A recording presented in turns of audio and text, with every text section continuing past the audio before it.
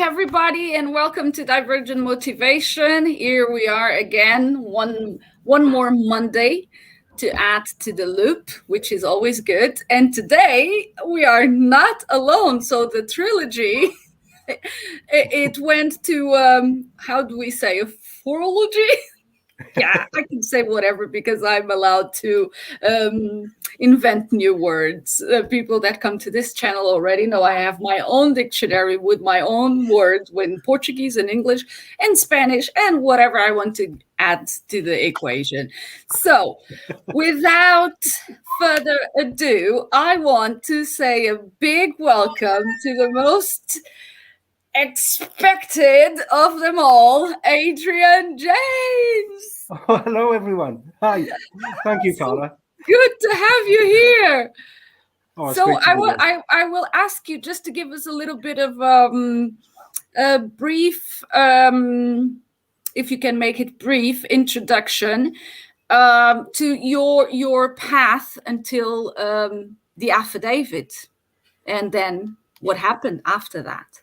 Yeah, absolutely. I mean, it feels like I've been dealing with this for a decade. I think we can all say that's been engrossed in what we've discovered from the case of Baron David Ward.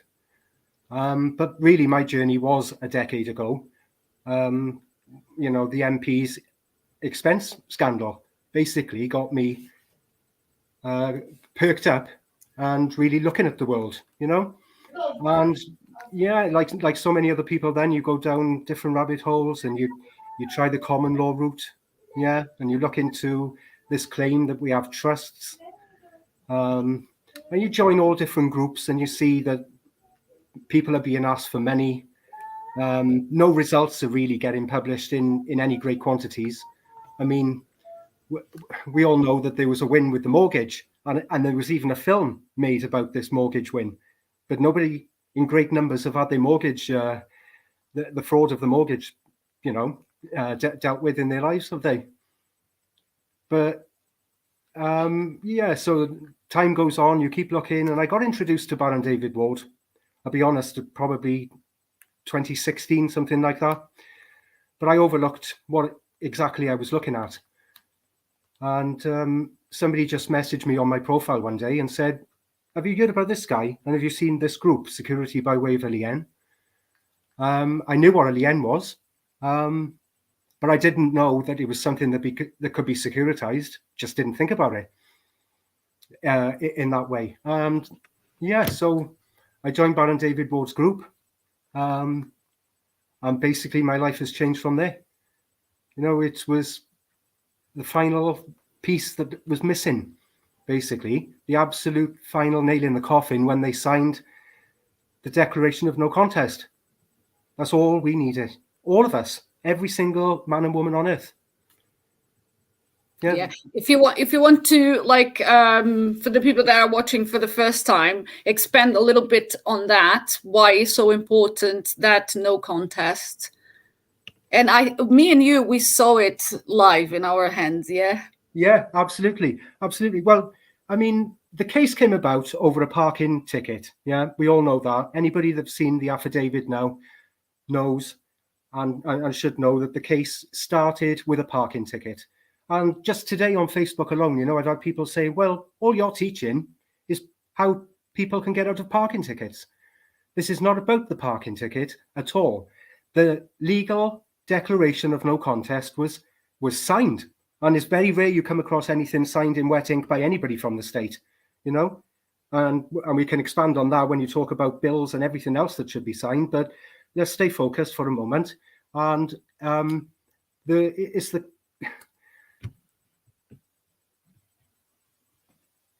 you hear me? Yeah, we can. Sorry, my screen went completely blank.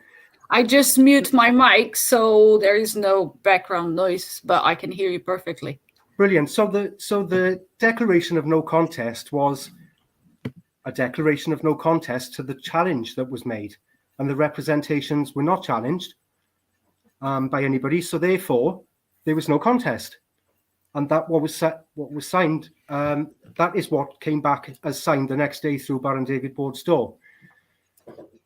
So without the legal consent of the governed that can be presented as a material fact, like you can present your contract of employment if there are any issues at work, or you can provide a contract with an insurance company if there was any issues, or when you need to deal with that contract, then there's a contract there.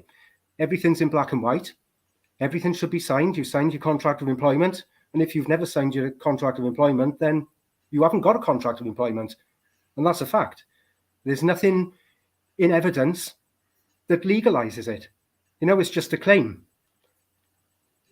So without that signature on a contract, but nobody's ever signed those contracts, and every new parliament, they should be signed. Everybody should be called down to the town and city halls to make government legal, but it doesn't happen, does it?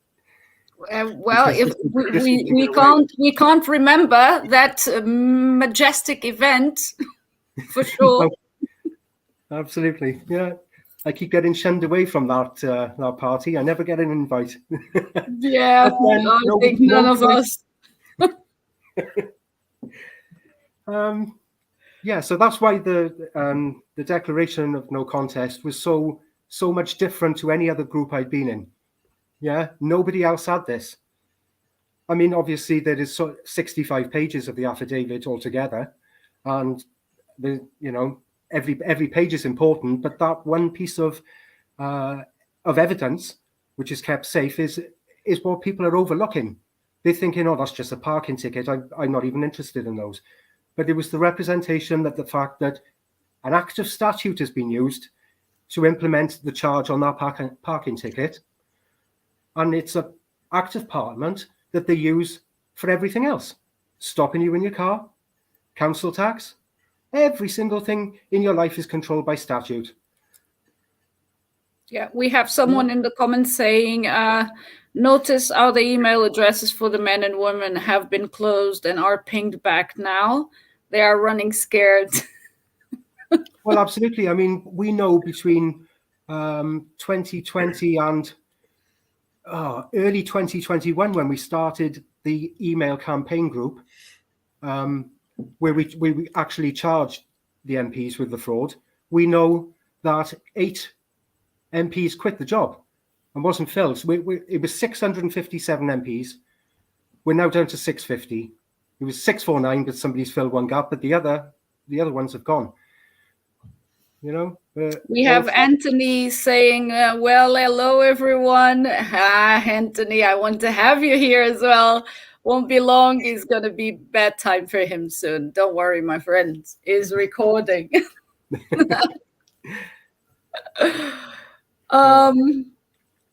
We'll just touch on, because some people might see this one and not the other podcasts, about this going down the consent of the governed. What it would require us to have is full disclosure, and that would be a contract with full disclosure to all 8 million acts and statutes. So we'd have to sign, first of all, to give them our power of attorney. Then we would have to sign to agree that they could create acts and statutes and use them against us with force. These are the things that people really don't consider. Like, this stuff is used in force against us from people who claim to work for us. But obviously we know that's not the case, because they're a corporation and they're working for them. As Chandran Kakouthas's speech tells us, the definition of a state. So yeah, we can just we'll touch on a few things if people don't watch the other podcasts. Yeah, I arranged the channel so the podcast will be all as soon as people go into the YouTube channel, so they will see all the podcasts. Yeah. So today we will bring the continuation of the last podcast, where we showed about the liens and the ones that are very important to start with. which is the MPs. And I don't know if you guys want to just give a little bit of a clearing why it's so important to start there. We did it the last time, but I want to reinforce that again so people can understand better. Do you want to take this, Adrian? Because you've done the entire Welsh Senate, haven't you? Well, absolutely. I mean, I suppose it's a continuation of the story I started to tell as well. So obviously I spoke to Baron David Ward, and we said, what are we going to do about this? He explained, that the only way out of this is to backcharge them with the criminal fraud that they're committing. Yeah, there always has to be material evidence of a claim. Okay, and the very existence of an MP's email address is a claim. Yeah, exactly. boris.johnson.mp@parliament.uk is a claim that there is a government, but it's a fraudulent claim. And I first dealt with the Welsh Assembly members here in Wales because I thought it was the right thing to do. I live in Wales. There's a Welsh Assembly, so I'll go for those first before I start on Westminster. So I charged all the Welsh Assembly members. Now it's a 6-week process, and basically it's writing to them and asking them to provide evidence, writing to them again, giving them more time to bring forth the evidence that I have consented to be governed. Where is, because that's the foundation, and if we lack the foundation, so what are they talking about? Absolutely, yeah. So all 60 were charged and finalised after 6 weeks. Every week I wrote the same email, addressed it to each Welsh Assembly member individually, because you have to have somebody's name. It's important to remember that as well. You cannot take out a private prosecution against a company, because a company is an it. Yeah, exactly. It's not real. You can't sign anything. It's just a creation by an act of registration, which is the same as what our name is really at birth. It just creates a name, a piece of paper, deadly legal fiction. That's we have basically King Kong. Yeah, we have a King Kong saying, "Have you watched Ian Stewart? We can make our own justice." That's a very tricky word, just right there, of the piece, and get the signatures of 30 people to have more authority. Another tricky word. Than the non-government. Yeah, but then you see, this is just where gang mentality can be easily installed, can it? Somebody's quoting a figure there of 30 people will have more authority. Really? Than 67.5 million other people? Yeah. So this is a solution that's eventually going to be ruled by force, isn't it? Yeah, I've looked into Ian. I think that at some point Ian he knew Baron David Ward, but he's going through another path, and in that path it goes completely opposite from Baron David Ward's work. And not just Baron David Ward, it's because all of us that we are here tonight, we look into things. We did our research as well. So we are not following, and this is not a cult like I've been listening lately. The thing is that you need to go and research and do your due diligence, and then come into the right mindset that all the 8 million acts and statutes are in the bin because Baron David Ward put them in the bin. And when we say this, I don't know if you want to dig into that, Adrian, but I think it's a very good point for people to really grasp that the 8 million people.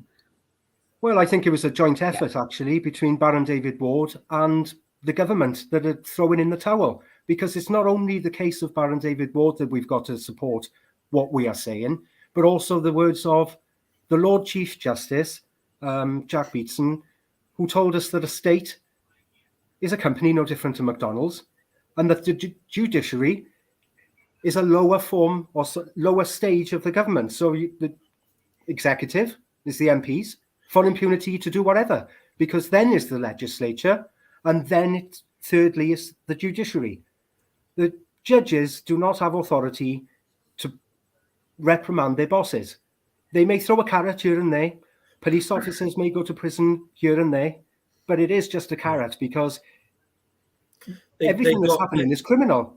So if the judges had the authority, then the judges would have ganged up by now and put them all away. But it cannot happen, and it will not happen without intervention from the people. But first, the people need to realise exactly who they are.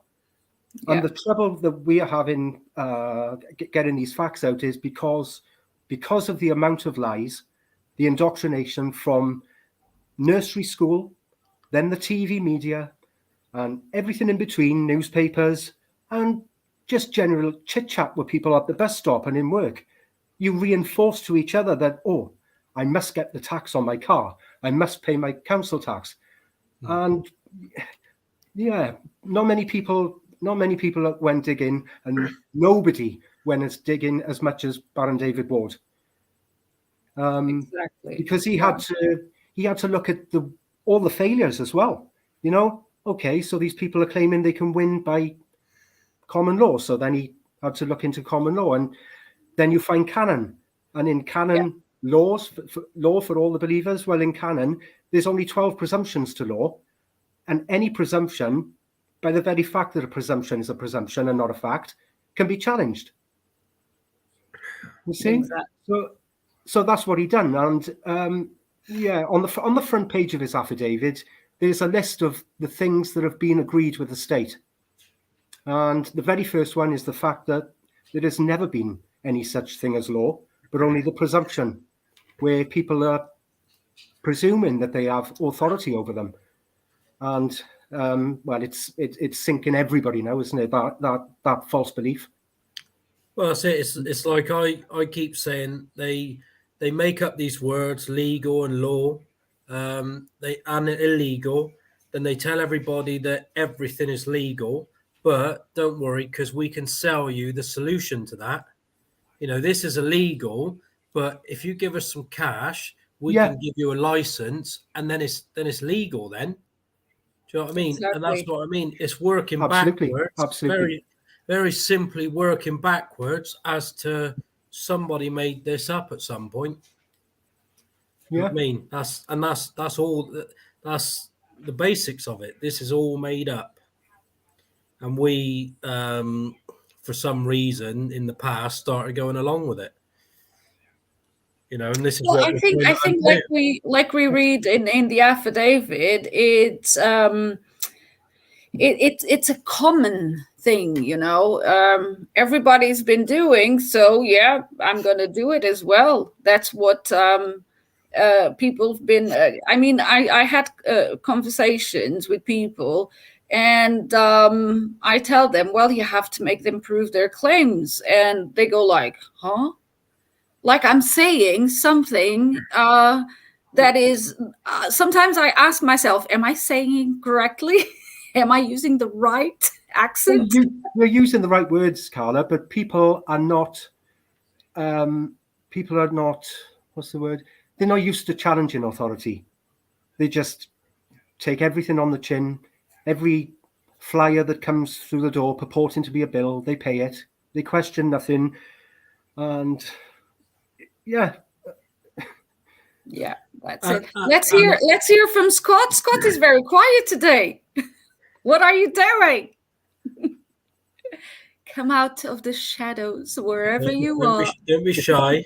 It's awesome. It's awesome. Come on, I need to hear that your track. Listening tonight.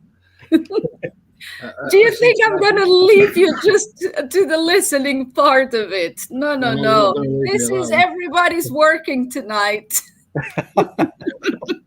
I should have tested in. Well, just what Adrian says, it's about finding your own strength to be able to question the authority. But yeah, and having, is it courage? Yeah, possibly. Finding that courage just to question it. You know, you don't have to stop paying anything if you don't want to, but at least question it. Question what's going on, and don't be afraid to question it. Absolutely. Yeah. If we're to gain authority, self-governance, Well, that comes with responsibilities towards each other mainly. Yeah, so we are each other's peers, and we are. The more we strive to do the right thing and help each other, the more that energy rises for me. That's how it works. Yeah, we've all been compartmentalized and shoved in our little boxes, and made to. And you were saying before about why do we do? It's almost what the things that we do are almost semi-rational, because most of it's under threat of violence. Yeah, because we all know what happens if you don't pay taxes. You get a knock on the door from bailiff.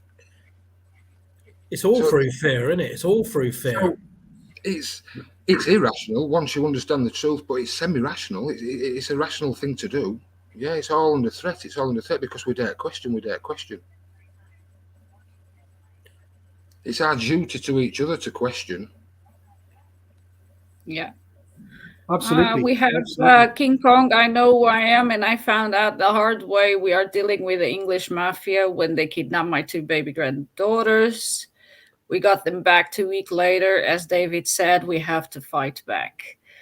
Yep. Either you have them or you have to grow a pair. That's it. Yeah. A backbone and a pair does miracles. To put it simply, the people have never ever had representation by what we believe is a government ever. And the reason for that mainly is because people can't be asked to get involved.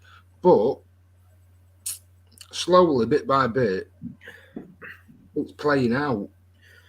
20-minute cities now in Oxford, Bradford, rolling out across the country, where you'll be locked in these cities. It's insane what's happening. So people have to fight back because there's only the people to fight back. No, Donald Trump and his merry band of fuckwits ain't coming to save us. Oh, no. No. So, yeah, it's up to us. Wait, say that again. His merry band of fuckwits. I love that. It's all a distraction. It's all a distraction to keep us away from each other. Ultimately, right, we're all dealing with the same issues, the same problems, coming at us from the same angle. Yeah, it all comes at us from one place. So we need to start uniting in the communities because they are coming together because they're seeing what's happening. And we have Anthony saying, criminal justice system is run by, I think this is a guess game. Yeah. Who's going to guess? Wankers. Well, Nick Goodwin is the CEO. I'm gonna use my favorite word. Let's see if it's correct. Cunts. Yeah, that's it. You get it. I'm allowed to say it because this is a channel that I don't know the meaning of the word, so I can say everything. Now I learned that one. You didn't sign the contract to say you'd never say the word cunt, did you? No. Yeah. Exactly. No. Yeah. Right. So I hope it's the right answer, Anthony. We got here. If you are stopped by the police for a non-crime, armed loss or injury, and they take you to court, how does this work? As they use force to drag you into their system. Okay, who's going to go there? I'm already laughing because if it was me to answer, I would. Yeah, you guys go first. Who want to go first? I don't mind. I was expecting Scott to say them, but well, basically, it's another claim of the law, isn't it? Do you know what I mean? There is no such thing as law. You've never consented to any of this. Yeah, for some people, it is hard to accept that there are some people that we don't really want to know this information out there. Of course it does. But we're all equal and we can't help what the facts are. Now, we're in the world of contracts. Yeah, everything is by agreement. That's what legal means, by agreement. So everything is a contract. So do you have a contract with the police that you know, for anything that they drag you in there for, whether they make the claim under common law, whether they make it under act or statute, doesn't matter. Yeah, but that's the thing. That's the thing. I mean, this, for me, when I read this type of questions, I'm always going like, if you are stopped, well, first of all, it's a if. Okay, so it's a probability. If you read the 12 presumptions of law, you will know what the probability is. Yeah. By the police for a non-crime, well, you give yourself the answer, yeah? And they take you to court. Well, who is they? And how does this work as if they use force? Well, they are going to use force if you are the one inciting to the force, because you can go gladly, right? Why are you fighting? Why are you resisting? And if you already know that you have the affidavit and that's your declaration, because he has a decree, that's what I say to people. I think you don't really get what a decree is. You can simply just read that and that's it. Really, that is my declaration. And that's it. They can do whatever they want, because at the end of the day, all you want on this side is the material evidence. So you can go and start a lien on them. Isn't that right, guys? Absolutely, yeah. So what we because I using, see that most of the people that go into those situations, it's first, they are defending themselves. Yeah. And secondly, they are already escalating the situation. Instead of de-escalating the situation, they want to, but you this and this and this and this. I mean, one thing is you have knowledge. And another thing is that you work your knowledge and become wisdom. So you already know what is the game, because Baron David Wood left us with a 65-page and liens, 38 liens. So we know the game. You know, it's not like before you don't know and you were trying to fight your way into their place of business. But I think, and I say this for myself, I'm not saying that people should do what I say that I'm doing, but this is what I would, if a police officer comes and, take me, yes, please take me. I mean, what else can I do? They need you. I'm having fun. They need you to give evidence against yourself, to convict yourself. Exactly. So I had an example of this when I had a guy drive down from Newcastle from Defra because he wanted to question me under caution for felling some trees that was completely above board. It was for a wildlife thing. And I just simply said, is there any obligation for me to do it? And he said no.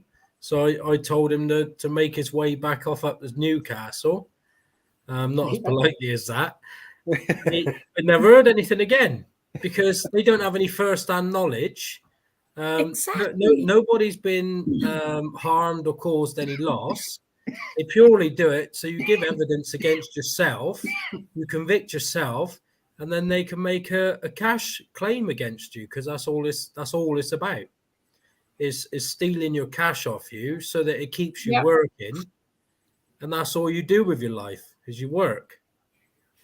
Absolutely, it's big business, and justice is nothing to do with it. No, it's all about the tax, all about the cash, and all about keeping us working. Keeping us down. Criminals. Don't forget what legislation is, right? Legislation is, each piece of legislation is a negotiable instrument. Yeah, created to sell to the bankers. That's what legislation is. That's all it is, legislation. Yeah, absolutely. Yeah. They create the bills and we pay them. Yeah, exactly.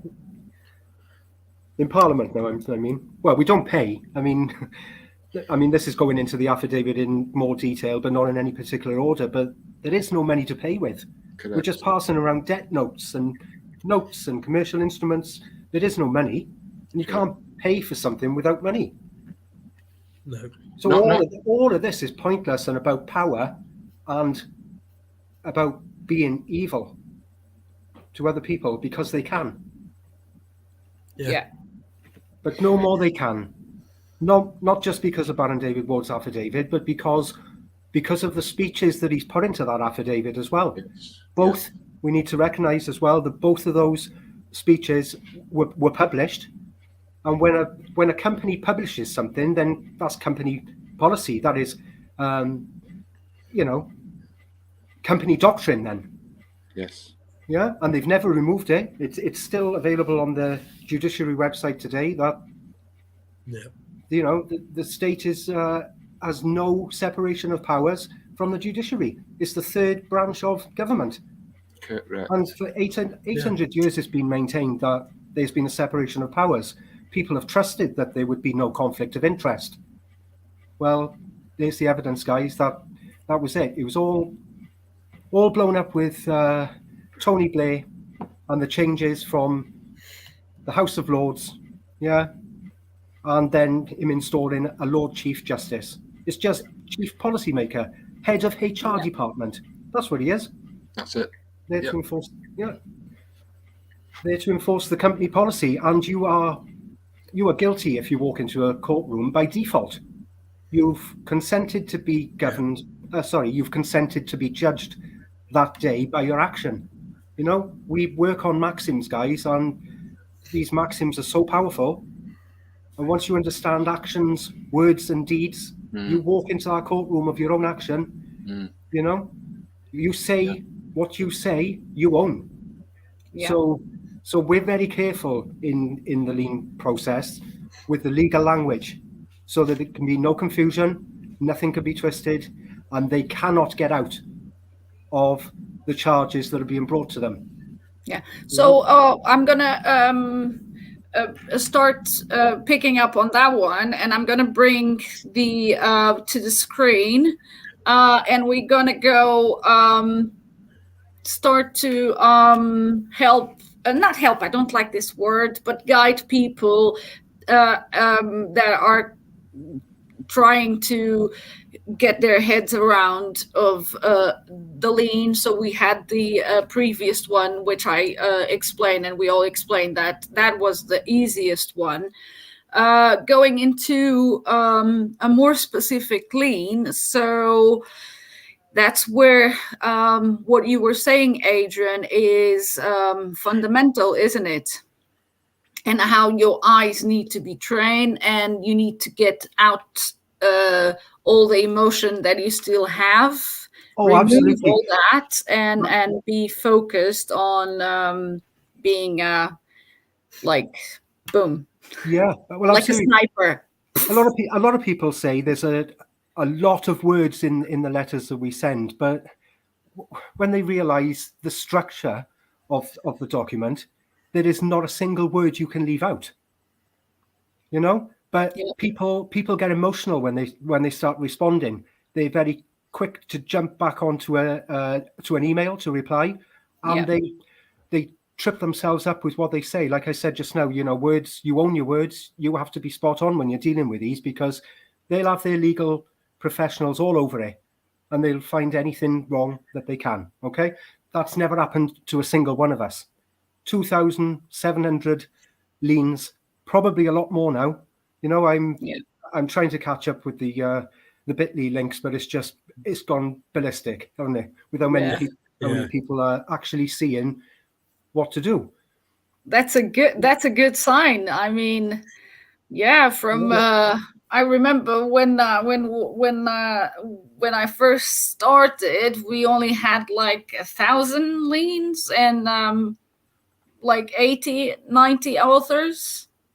And now, we grow. Woof. Yeah. And I hope we are going to grow. Well, it was just the 38 liens for when we actually started, Carla. Baron David Ward's.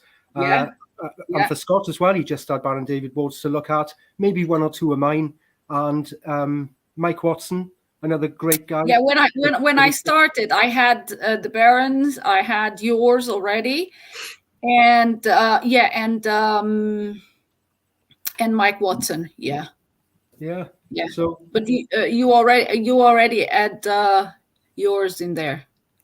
Yeah, I'm just frustrated with how many people we could have got through to. Do you know what I mean? But it's small steps, isn't it? It's a big fraud to unravel in some people's And heads. I think you need to be mentally in that space. You know, me, fortunately, I never went to the common law or that free man on the land jibba jabba. You know, I went straight to the affidavit. I'm still trying to figure it out. How the hell did it came to my hands? I don't know. But that was my first contact. And after that, yes, I went to see what was common law. I went, but again, it's a different. I think it was easier for me because I already have the end.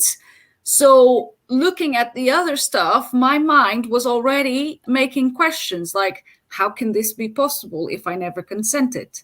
So how can I search for justice when I know that it's a janitor, you know? Yeah. So it never synced in all of that because I already started from the end. But my life is a little bit like that. So nothing new absolutely. here.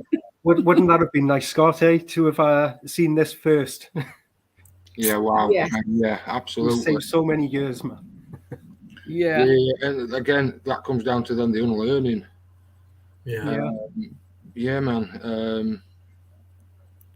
But yeah, the facts for me were the important thing. Do you know, once you check out the facts, because no one were using facts.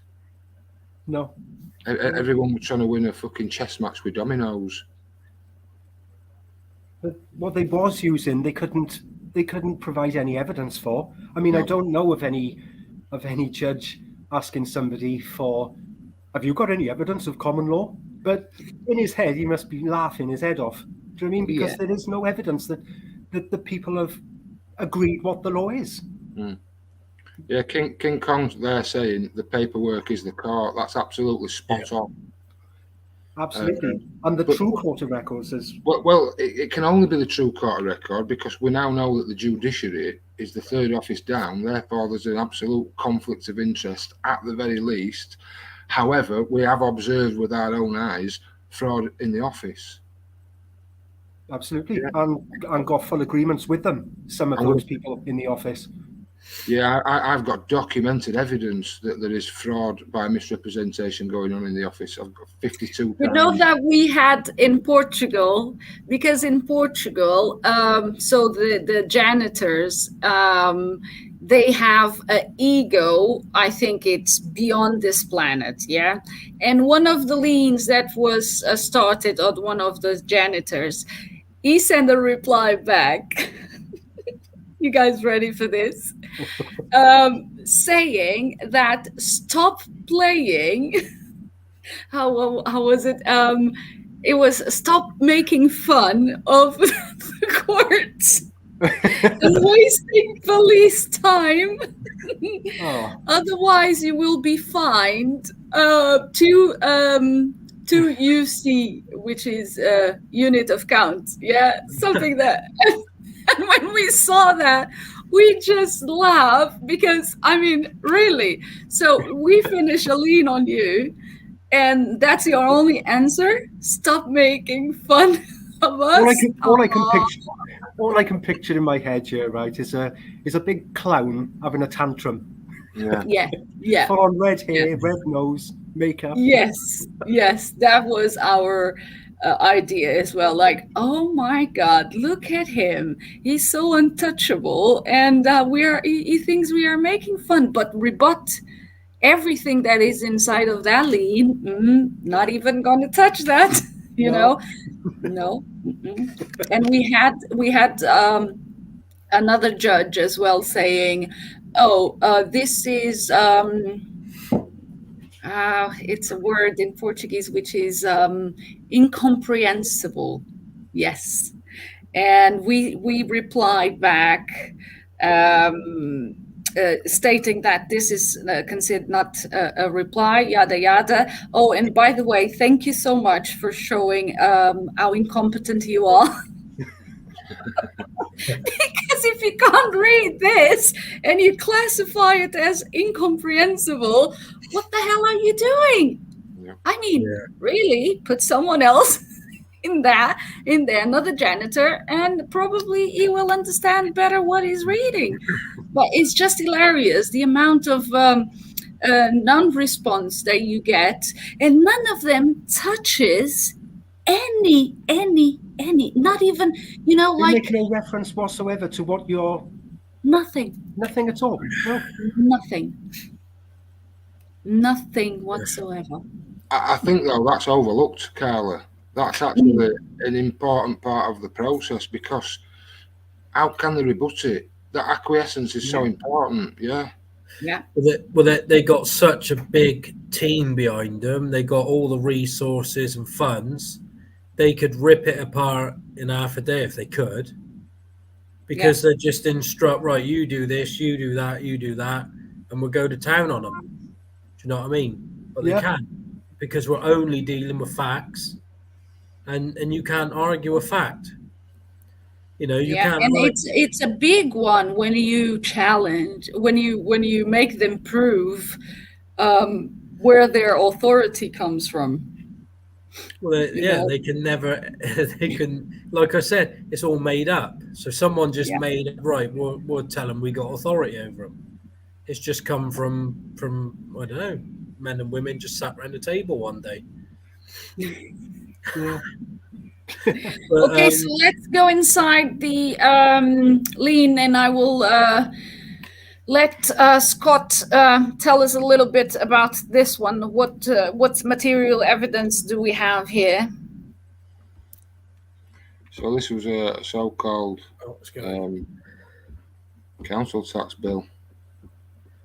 One important thing, get a lot of questions, is especially on council tax, is people always say, oh, well, you've got to pay for services. Well, we pay tax for these services, and tax, when David done the affidavit, was about 85%. It's now at about 92 to 94%. So we're paying 92 to 94% to pay for these services. Those services then pay 92 to 94% tax. So if, where is that tax going? It's getting flushed down a black hole, because if it wasn't, those services would then carry on paying 94% to pay for themselves, and they would eventually build up a pot of cash that we wouldn't need to pay into it anymore. Because every time they use some cash out their pot, they then pay 94%. It goes straight back in the pot.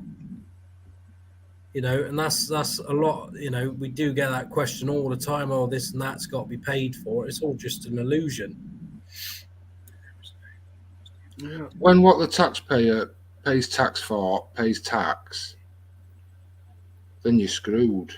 There's no return path. We're back into economics. No. There is no economic return path. There can never be. So all the services that are paid for, police and whatever else, all these services then pay tax. So, well, hang on a minute. Those services were paid for by the taxpayer that now has to pay tax at 85%. Yeah. So this affects everybody. This affects absolutely everybody. Yeah, nobody gets out of anything unless you stand up and fight your corner. Yeah. It's quite obvious it's getting serious now, because all of the departments of the company are closing down, for want of a better word, going on strike, angered. The public should be the people should be angered as well, because of how they've been treated. I mean, a couple of years ago, you was being asked to go outside and clap, and now they can't afford to pay the rent. Yeah. We have a comment from João, from one of the prostitutes, the liars, that we did a lien on her, and her reply on one of we were on I think step 3, and she replied that it wasn't profícuo, which is a Portuguese word that means not profitable. I mean, I think the best replies ever are in Portugal, because they are so out. They never thought it would be possible for the monkeys to go after them, you know. So they come out with this legalese, thinking, oh, they don't even know what this word means, but they forget that the people that are already working with the liens, they already know that there is due diligence, and you need to know the words, and you need to not just read something, you go after the words, get what it means. So when we found this one, we just laugh out loud, because we were like, yes, we know it's not profitable. Wait until you get the step 4 of the lien. You will see how profitable it is. It was just hilarious. Brilliant, mate. So yeah, this council tax bill, right? So basically, let's just do a little recap. Yeah. So I've got David's affidavit in my hand. I've already come across David's affidavit, and David's affidavit proves, and it, not only does it prove, but he's actually got agreements to the fact that there is no government. So if there is no government, there can't be any acts and statutes. So I've got this information at home. Okay, so no acts and statutes. So this then came through my door. Someone demanding money under an act or a statute. So already alarm bells are ringing, Carla. Well, hang on a minute. I've got a fucking document here. Not just proving it, but actually it's got 657 agreements to it, with speeches in it from their own company. So alarm bells are ringing, yeah. So they're claiming that there's an account number, first of all. Well, I've not signed anything. They're claiming that there's an amount due. That's another claim. I mean, you could go to town on these documents. Yeah. But if you look at the document, there's no signature anywhere. Absolutely no signature. So it can't be a bill. And again, I mean, can I butt in here, Scott, if that's okay? Please do, mate. Well, just going back to the decree on the front of Baron David Ward's affidavit, where it's listed what's been agreed in this legal document with every member of the state. And if you go down, you'll see that on the 20th day of March, it was agreed by the state and the Crown by way of an unrebutted affidavit and statement of fact, and that there is a lasting tacit and binding agreement through acquiescence and royal assent by default that any and all executable documents and orders, that includes bills, that includes court orders, warrants, and everything that comes from a company, must carry an affixed common seal which denotes point of origin, and that any and all executable orders and documents must be signed by a human hand and in wet ink by a named authoritative living being who takes full responsibility for the content of the order that they have produced. Now, a photographic signature of a computer is not a valid legal signature because that's a computer print in it, and anybody can tap a button. That doesn't prove that that person sent that bill, that warrant, or anything that needs to be legally signed. And not only that, it's part of their own acts and statutes, fairy tale la la land bollocks as well. You know, the Companies Act 2006, Section 4, execution of documents, and that is repeated in there.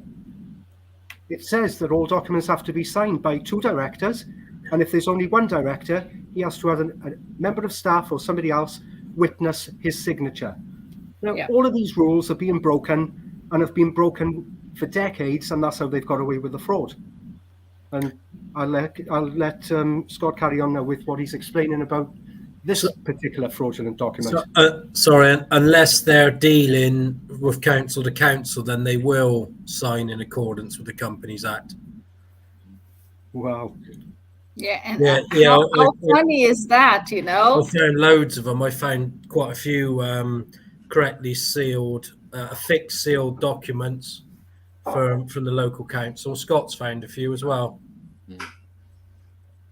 Yeah, mate, they do to each other. But I think basically what Adrian's pointing out there, and it's important to understand that I can't even begin to start a lien against anybody without first understanding those agreements in the affidavit. Yeah. Because David compiled that affidavit, yeah, he put it together. Okay, he sent it off. He got the agreements. So where do I come in? Right, well, I come in through that decree. Yep. Because the agreement's on the front, so all the agreements are there, what the state, what the Crown have agreed to, and because he made it public, it's now your agreement to pick up and use. Absolutely. Yeah. And that's why it's really important to point that out, because so now I'm armed with this information at home, Carla. Yeah, I'm armed with this information that I've learned. Yeah, I've been picking Adrian's brain and fucking picking the Baron's brain and reading, studying. So now this comes through the door. Okay, well, already I know it's potentially. I don't like to use the word fraud, but we'll use potentially. It's fraud because there's someone's claiming authority through an act and statute, so I need to remedy this, and that's why we can begin the process of possibly a 6-week process. We give them an opportunity at every step of the way to rectify things. Yeah. Let me add to my favorite.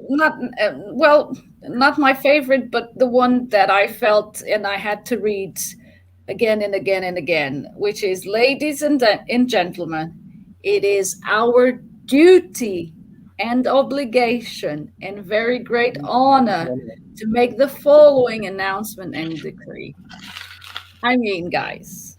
Absolutely. How good was that feeling that he had, being able to come out and say that to the world? Yes. Yeah. Yeah. So it's our duty now and our obligation to do the same. Once we know the facts. Oh, yeah. Yeah. Go on, Adrian. Well, I just agree with you, Carla. It is our obligation now that we know, and we know that there are people that are suffering and struggling and being defrauded left, right, and centre. We can't just let it carry on. In fact, we become complicit. In the bullshit rules, guys, you are complicit when you do not seek redress for criminal actions that are occurring with your full knowledge. Yeah? So people take their lives over this alleged debt. Do you know what I mean? So, we got to do something. Now we know what's going on here. If these bills just build and build and build, people get so stressed they can't see a way out of this stuff. That's so true. The only way out is to end it for some people, sadly. Absolutely, mate. And everything, relationships break down because of this, and it's all so pointless. And yeah, when there's no money, there's no such thing as money. It's all just make believe. Yeah. People. Relationships breaking down, people losing their lives for an illusion. Your mental health, you have that fight.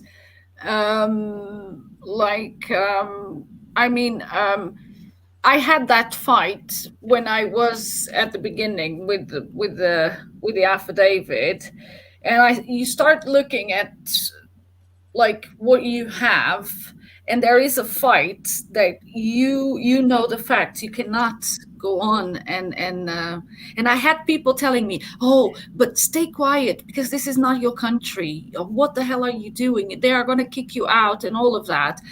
Wow. And and I was just like, you know what? Yeah, but I have to be honest with myself, and I cannot live. If I'm here, while I'm here, I'm gonna go down fighting. I'm sorry. Um, and one of the things that I loved the most about Baron David Ward, and I think it was the first call that we had, that I really, in his voice, in his mannerisms, and the way he was explaining with such a passion to me, I never felt like, oh, yeah, I lost everything. Not once he passed that to me. No. You know, Yeah. he always passed to me this idea: either you know and you're going to do something about it, and I am the living proof that this is, you need to become a man of straw, or they're going to play you the way they want to play you, and do with you whatever they want to do, you know. And that sticked with me so hard, because I was like, at that time I was not quite yet getting what does he mean, because this stuck in my mind. What does he mean, become a man of straw? What does he mean? I don't know. I know a straw man, but I don't know why is he changing, you know. And then I start reading and reading and reading his comments, and then one day I everything went like, oh my God, I know what he's saying. And that's when I start saying to people, how many of us have the strength and the will to live what he lived? Become a man of straw. None of us can do it, because we always have the wants. I want this, I want that, I want this, I want that, you know. And while we are still living in that want, we cannot be the man of straw. No, that's right. It's still a materialistic world, isn't it? Even though people are finding out they can have less and less, and they're getting less and less, and they've got less and less. It's very greedy world as well we're living in. Exactly. Yeah. Let's move on. Scott, where are you going to take us? Well, we were looking at picking out claims maybe this week, weren't we? Out of paperwork. So I'd like to hear Adrian's take on how he would lay out the claims, and pick out the claims from documents. And it's just nice to have a different set of eyes, isn't it? Looking. Yeah. We can do that. Yeah, perfect. Well, absolutely. I mean, I don't get anything hardly through the front through the letterbox anymore. But when I was dealing with all this and having to do liens, then there's words that you recognise or should recognise as being a claim. But the everyday person doesn't realise that up in a box in the left-hand corner, you'll have the date. And underneath that, it'll say account number. Well, that's a claim. They're claiming that there's an account. And like Scott said earlier, he doesn't remember ever opening an account. And for there to be a valid and legal account opened, it would require your valid and legal signature on a document that can be provided as evidence that you had knowledge of this, that you had any participation in opening this account. Well, a council tax account, you've never opened. Nobody's ever opened a council tax account. They just create one. And it's not really an account, but they claim it's an account. It's just a reference. Yeah, that's what Baron David Ward told me. There is no account because you didn't open one. So it's just a reference number. They claim it's an account. That's a claim. That's a fraudulent claim, which you come to an agreement over the 6-week period of the claim. And so, immediately you can see there's account number 4722, blah, blah, blah, on the screen there. So that's what I see straight away. I always go from the top and you just read what they say then. there's a choice of words there. My records show that you do not appear to have paid your council tax. Either you have or you haven't, but you could only ever appear to pay it because there's nothing to pay with. So you only look like you're paying for something with a promise to pay. And that's why they use all these words. Yeah, absolutely. You know, and my, who is my? There's no name on it. Absolutely. It's all very loose language, isn't it? Whose records are they? Are they Wakefield Council's? How can Wakefield Council have made any records? It's fictional. You know, this is all the wording that is used because you don't understand what you're reading. No. And the reason, so at this point, I've got this letter through my letterbox. The reason I'm questioning it now I'm not, because normally I wouldn't question it, but I've now got a document in my hand saying that anyone sending you paperwork claiming authority using an act or statute could potentially be committing fraud. So we've got an issue, haven't we? So that's why I'm now questioning it. So when did I fucking have an account number? Yeah. Where's this money going to? This money that they claim I owe. Please pay now. We're all in a big red box to make it nice and scary. Yeah.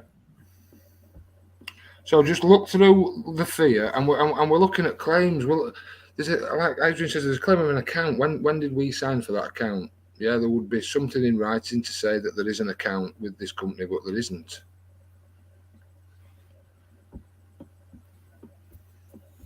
So these are the kind of threatening letters. But here we go at the bottom. There's a threat of a court summons. And this is the fear tactics again. So this is what they use, fear tactics. So if we go to the document, sorry, I used this for creating other documents. So again, we all write them differently, Adrian, don't we? Oh, absolutely. But it's how it's worded is more important, isn't it? It really is. That the wording mostly is in Barron's documents, and the reason it's set out that way is, if you go back to this document here, where Darren picked out these few bits, that it's so ambiguous. My record That's why we say to people there is no templates. It can't be any templates. Either you learn how to pick up the claims yourself, and you are the creator, because he who creates controls. And this is where it's very important for you to start learning that you are the highest authority, and you need to create your court of record. So yeah, I have one way of writing. Adrian, I have a bit of Adrian and Scott because they were my reference.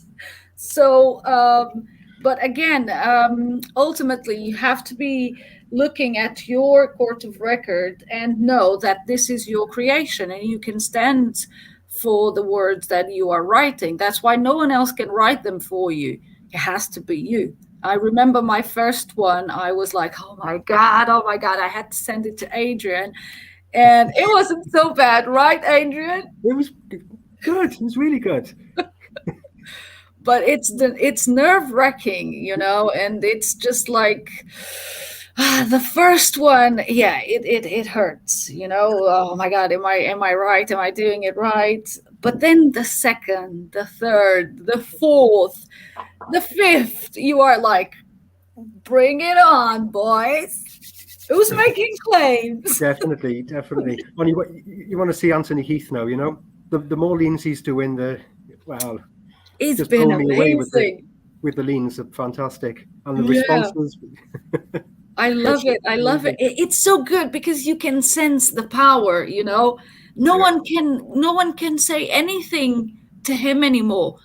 You know, and I have a few in Portugal as well, as you go like, done, this is done. They know, they already, you know, it's like, but again, you can't teach this. That's why I say to people, we can't teach you how to be your highest authority. You have to feel it. It comes from within. Even I know this videos help in all the bits and bobs that we can guide you to look at things differently. They are just that. They are just a guidance. But ultimately, it needs to be you that needs to feel the power, because you are the one walking the walk and doing the talk. Well, that's it ultimately. So yeah. So why then? So why have we got then, Carla, this document as part of? Because I've got an affidavit in my hand. So I'm already acutely aware that this document could potentially be fraud. So I'm going to add it to my documentation as potential evidence. And I'm going to start picking out the claims. Yeah. Yeah. So I've up here, it's just basically a thank you for the correspondence, unsigned. And throughout the document, we're noting their actions. Yeah, that's what we're doing. We're noting that. And also, even though the document's not signed, Mr. Andrew Balchin is the CEO and he's vicariously liable. Yeah. So as the boss for the company, he's responsible for whoever sent that document out, unsigned. So is as if he sent it out. He sent it out. So yeah, absolutely, Darren. Again, I'm gonna just mute my camera a little bit, but I'm still here. Okay, guys, go on. I'm listening. Okay. So yeah, further up here, there's absolutely no there's no signature on here. It purports to be from the council. So I did a bit of research. I found out that the CEO of that particular council was this guy, Andrew Balchin. So, as Darren says, this guy is vicariously liable. So, and that's what we're noting here. And this is why we're letting him know why we're sending him this document, basically. And here is where I've picked out the claims. So we've noted that Andrew Balchin is the claimant at this point. He's the CEO of the company. He is sending out bills that he claims to be a bill. And I've got evidence that that's fraudulent. So that's why we need a claimant. Yeah. Which is why we go after the CEO in this case. Occasionally, you might get names on documents. I mean, by all means, go after that name. But at this point, it's almost irrelevant at this point, Mr. Andrew Balchin, because I also sent that document. I created my own affidavit and sent it off to the 657 MPs. So I also had 657 agreements to the facts that by this point, Mr. Andrew Balchin's in deep shit. Absolutely. He's trying to use an act and a statute. Well, hang on a minute. I've got fucking evidence here, my friend. And legal agreement to the opposite effect. So I while I'm writing this, I already know it's a done deal. It's a one case, really. As long as we stick to the facts, as long as I don't make any claims, as long as the House of Herbert makes Andrew Balchin in his office accountable for the claims coming out of his office, that's all I can do. And that's what we do. You've taken any complicity away from yourself. You've found redress for the fraud that's been committed against yourself. You've brought a legal agreement to that effect and published it for everybody to see. So it's a legal document, a court of record online for everybody to see. That's what this is. Yeah. And that's all done as well, Adrian, isn't it? Without any encumbrance to the so-called public purse. Yeah. Oh, absolutely. Yeah. This creates brand new cash. This is the redress, the millions, if ever we were lucky enough to get over the final hurdle, it creates brand new cash. You know, it doesn't take from the taxpayer that's being shafted enough at all. In fact, this is undoing everything that they've done to us. We've got 2,700 liens, as I said earlier, on the record now, for about 120 billion. But you know, that's 250 to 300 people altogether, I'd say, maybe 350 people. Imagine if just 1% of the UK started to slam the facts back in their face hard. Wow. Not only would it create an earthquake, but, well, it'd just be a fantastic and brand new world for everyone. Yeah. You're fucking tsunami, mate. Yeah. So people ask, well, where do you get the claims from? Well, the claims come from their documentation. It's as if Andrew Balchin has written those on himself. It's come from his office, his company. So this document is where I've pulled the claims out of. So it's using their own words. So there's a claim of an account. I could have gone into more detail, but I'm a simple guy, and so I write it simply. You can go into more detail if you like. There's always a claim of first-hand knowledge, pretty much. Yeah. Oh, absolutely. Well, the very presentation of the document is a claim of having first-hand knowledge. Correct. How does Mr. Andrew Balchin have any first-hand knowledge of something that doesn't exist? Your consent to be governed agreement would give, you know, the power to use this act or statute to make the claim, the commercial charge. Yeah. So he doesn't have any first-hand knowledge, and just sending the letter out to you alone is that claim. Mm-hmm. Absolutely. Peter Joseph has just popped up on the screen and said, I find quite often that a bill is not even the name of a real person. And I found that as well when I was investigating a lot of the debt collector agencies. You know, they just put in a name on there. John Taylor, I think, was one of them. There's no such person listed as any person with any significant control in any of these companies. Yeah. Crazy. You get a lot of that. You get a lot of that with police, Adrian. Do you know, like the head of so and so camera office? It's really just a company. Yeah. It's an office, isn't it? That's what it is. That's what they're hiding behind these companies. So all they have to do then is create a company on Companies House in the name of what looks like a man's name, and they've got a company which they then claim to be a living person making a claim on you. Correct. And then this is how they're trying to block us doing this, isn't it? Where there's going to be nobody of any material substance. Do you know what I mean? It's just a made-up name. Well, they're all striking, Adrian.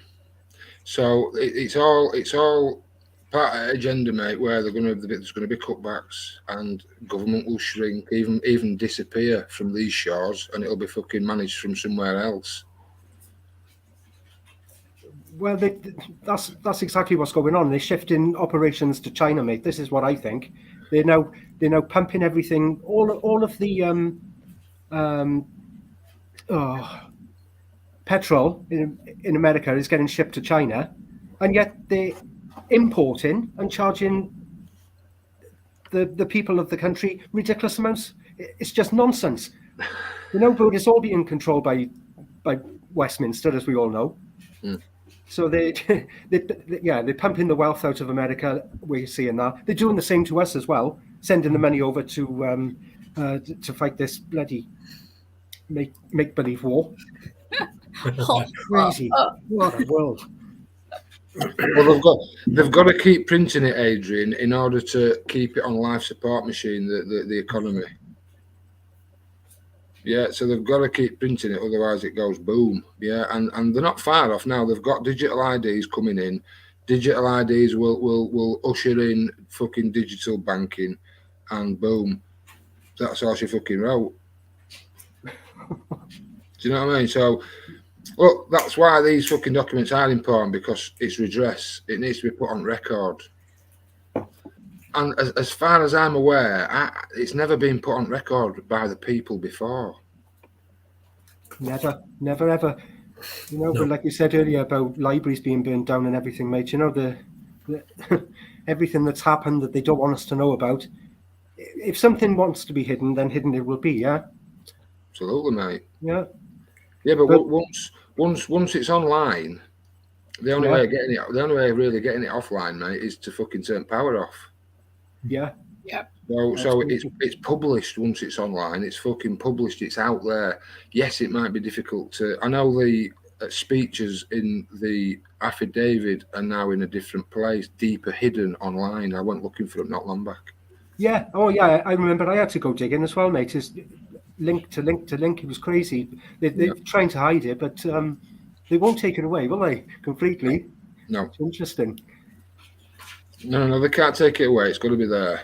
But yeah, they make it difficult. But how do you stop a juggernaut? Well, one man can't. Yeah, that's right. 1 man, 300 men. It's not enough. It's not enough of an impact, is it really? No, mate. And you'd think it'd be simpler, Adrian, because they're just fucking facts, mate. Checkable, all checkable. Yeah. But still. But You yeah. know that lately I've been thinking a lot that probably more and more I'm convinced that we've been here looping and looping and looping and looping. But the people that got to the affidavit,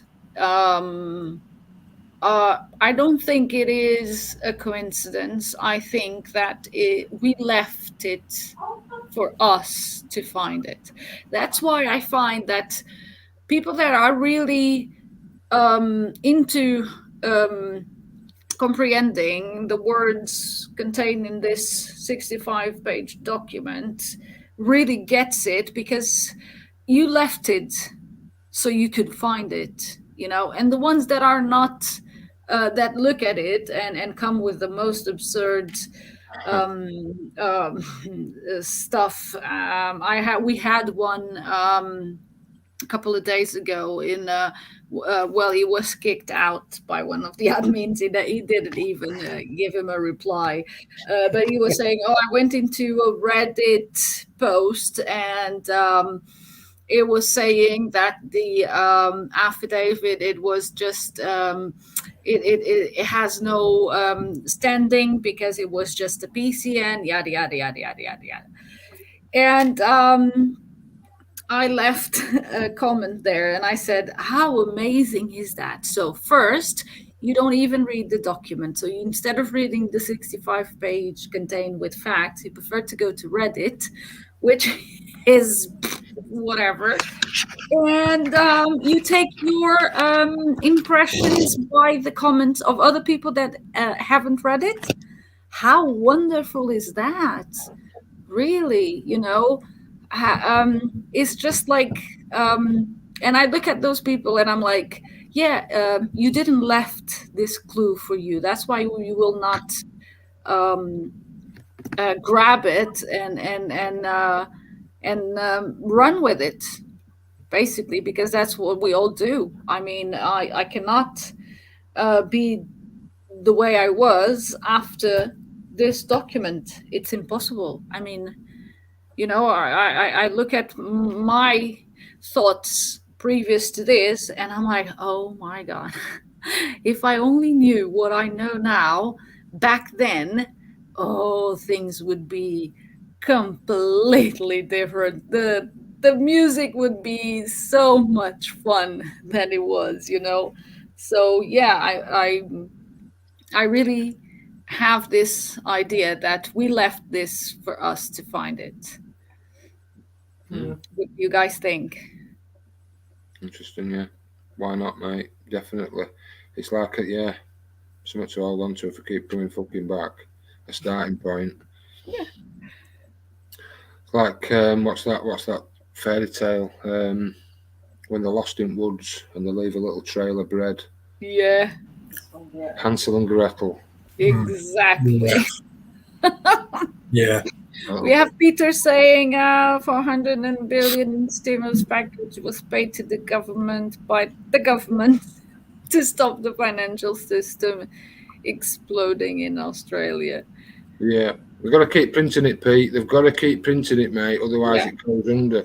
And they can't just print it. They need an excuse to print it, and that means more fucking legislation, because legislation is sold to the bankers, and that's how it works. That's just how it fucking works. Until we say fucking no, until the people say fucking no, that's how it works. But it is interesting because these so-called 20-minute cities, where you're not allowed more than 20 minutes away through a barrier, they're here now in Britain. Yeah. So it's going to be fucking interesting to see what the men and women of England are made of. Yeah. So I take it that's a fine through the door, I take it. Well, Darren, it's more than a fine through door. We're talking about actual physical Barriers. barriers. Yeah. Oh yeah. But if they'll have cameras on them, I take it, and if you're not back within the 20 minutes, there's a fine through the door. Well, yeah, absolutely. I know at the moment in Oxford, it looks like they've used rubber barriers or bollards. Yeah. And the people have started to remove them and fill them with concrete. I've seen some photographs, some video. But look, when they start putting them up for real, they'll be fucking metal bollards. So you're not leaving. Yeah. So we'll see. We'll see how many people rather. Like a step-by-step process, isn't it? Do you know what I mean? It's getting more extreme, and like you said, they've got to print this cash, so they've got to keep coming up with these ludicrous ideas. Absolutely, mate. And because they've already got the stupid ideas in place. Now it's just going from bad to worse. It's all written in Agenda 201. All these exercises are there. So yeah, there is. I remember that I even wrote that in one of my books that I was looking into it. There is a website where you go, and then there is a specific for the C words, and then it's like how do you call it, a squid. You touch it on top, very pretty, very all rainbows and all of those things, and you touch it, and then it the tentacles spread, and then you click, and then it's talking about sustainability, and then you have the fourth industrial revolution. So everything is there. I mean, if people don't go and do their due diligence and start reading, that's why they are caught on surprise mode. But if you go and read, you already know that this was the plan, like the speech of Chandra Kakutas. It's all there. They cannot hide it. It's there for people to find. But they know that people are lazy, so they will not read. And the ones that will read, they will consider them conspiracies or whatever, Oh, they don't just, they're just in a mainstream media frenzy all the time. Wherever I go, whether it's down my grandparents, over to my parents' house, over to a friend's house, the parents are doing the same. They're all watching Emmerdale, reading The Sun. I'm sorry, but it's the way it is. And then you've got the kids in the corner on their iPhone or whatever, talking to people and playing games. It's just everyone's distracted by utter nonsense. And people don't think that other people are capable of this because they wouldn't be capable of it. No, but they've been programmed as well to believe that people that do this are conspiracy bloody theorists. Yeah, and I've got it all wrong. But look at World War II. Normal people who were then soldiers walked people into a gas chamber and killed them. Do you know what I mean? Yeah. Like that Exactly. happened. Do you know what I mean? So it just proves what people are actually capable of. Yeah, mate. And you have to look at some experiments they've done. Yeah. I think the Milgram experiment proves what people are capable of. Yeah. But we're also capable of amazing things also. Oh, definitely. Right? So there's a shift coming, right? As far as I see it, governments are already done. It's a matter of fucking convincing the people. Oh, absolutely. That's all we've got to do here. And it's not even convince them, it's just show them the facts. Yes. Okay, we understand that, okay, not everybody's used to this kind of language all the time or in such great depth, but take your time. Read one exhibit a night and let the brain do the thinking. When you're sleeping, it all falls into place. I'm serious about that. Yeah, it happens to all of us. Yeah. There's all sorts of videos with David Ward, and we got these videos now. There's tons of information available, and there's a bit of everybody explaining it in their own way, because we all understand, explain things differently. Absolutely. So one of us will be able to get through to people, and others of us will get through to the other ones. Yeah. Exactly. The trouble is, people leave things to the last minute. They come across the group, I'll be honest with you, right? Because they spoke to somebody that said they know what they're talking about there, but they've got a court case tomorrow, and they come into the group and they want advice about a court case that's taken place in a few hours' time or the next day, expecting us to give them all the answers and for them to digest all of this facts and knowledge. It's just impossible. So of course we're the bad guys then, and we've got a lot of great comments. Like, since I've been on this podcast tonight, I've just had a private message from Nicole on Facebook saying, after years of being on your page, I'm finally starting to get it. Wow. Yeah. Well, yeah, we do. And this is why we do this, guys. We do recognize that it can be complicated and very difficult to understand when you're trying to deal with a fraud and structuring the letter and everything. But there's been Zooms now for nearly 18 months, maybe 2 years. These podcasts, there's 19 admin members that help with all the answers. But it's just, I don't know, people want to argue with the facts.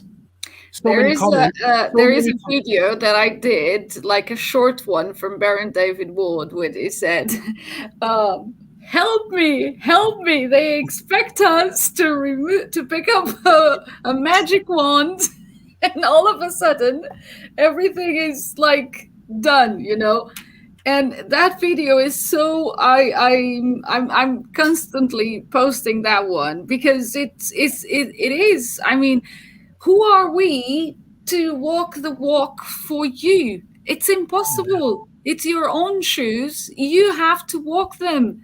There is so much we can do, and we've been doing like plenty, like you guys were saying. And another thing that really gets on my nerves, and I really don't. I want to hit this one enough so people can get it. You guys most of you prefer to pay to get the knowledge that is free on the internet, right? This is all free. I mean, like Scott says, it's not entirely free because it's our energy, that we are putting here. But it's in a sense of the money. It's free. But I see people that are with us and learn the process, and then there is some monkey boy that has a course, a training, give me 10 quid, 20 quid, come to a Zoom and pay just, or a donation, like they like to say, a donation.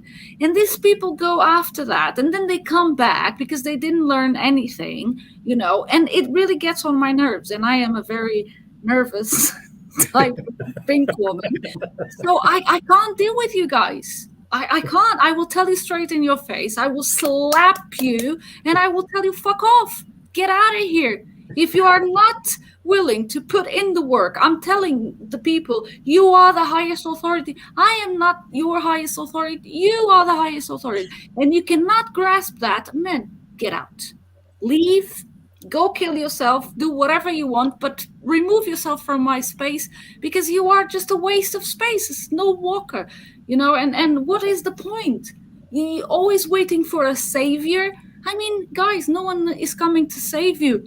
It's you. It's up to you ultimately, and that's it. Take it. Run with it. There is a lot to learn, but once you get it, it's quite amazing when you really understand it, isn't it? Really is. To put it into perspective, guys. I mean, I found the affidavit in early December 2019, and by the March, I'd already started leaning the Welsh Assembly. Plus, I'd created the Freedom and Justice by way of an email group, which is dedicated and strictly for backcharging the MPs, because they are our biggest problem. And that way we're going for the heart of the beast. Go for the MPs, empty Westminster, and everything else will just fall into pieces, fall into place. Or fall to pieces, whichever you prefer to say it. Yeah. So we're going for the heart of the beast. And I wanted something to show people, obviously, when I started the group. And that's why I started pre the group. Before the group, I started the liens on the Welsh Assembly, and then I had something to show people. I'm not just talking, but I'm actually walking this walk and showing you what to do. And there are templates for charging the MPs, because, like I said earlier, the MP's email address is the material evidence you need, and all of there's 3 charges. There's fraud by misrepresentation. Over the 6-week legal agreements that I published, it was agreed that they're committing fraud by misrepresentation, calling themselves a government when they are not, which is also malfeasance in an office. And that is, as we all know, is a life sentence under their policy, under Acts and Statutes. So it is serious, even in their own game. Yeah. And that causes alarm and distress on us people of this nation, which is actually a terroristic act. It comes under terrorism.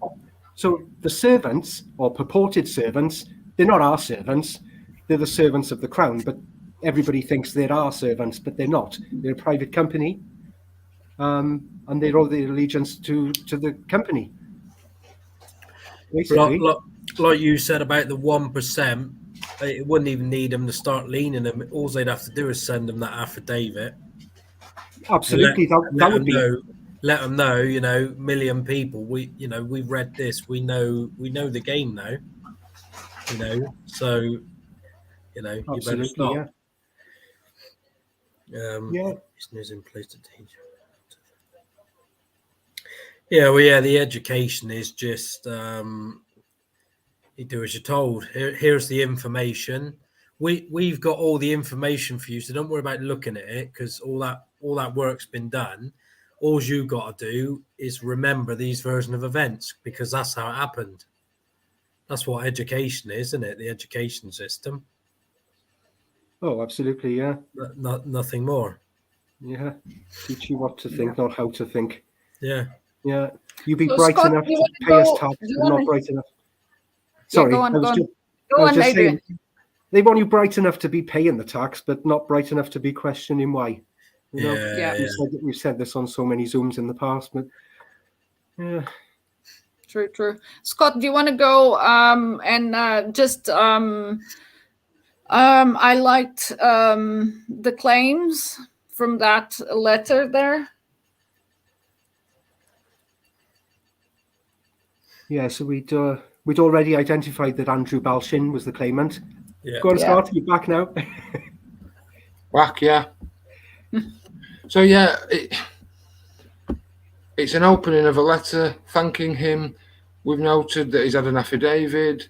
We've noted that he's a CEO, that's why he's getting the letter. And then we noted that he's the claimant this is the first time we're formally noting that is the claimant. And I've just picked out what I saw in that letter and nothing more. Yeah. We keep it to 8, 9, 10, 15. So where do we go? I think it stops at 9. Yeah, it stops at 9. Yeah. I normally do 8, 9.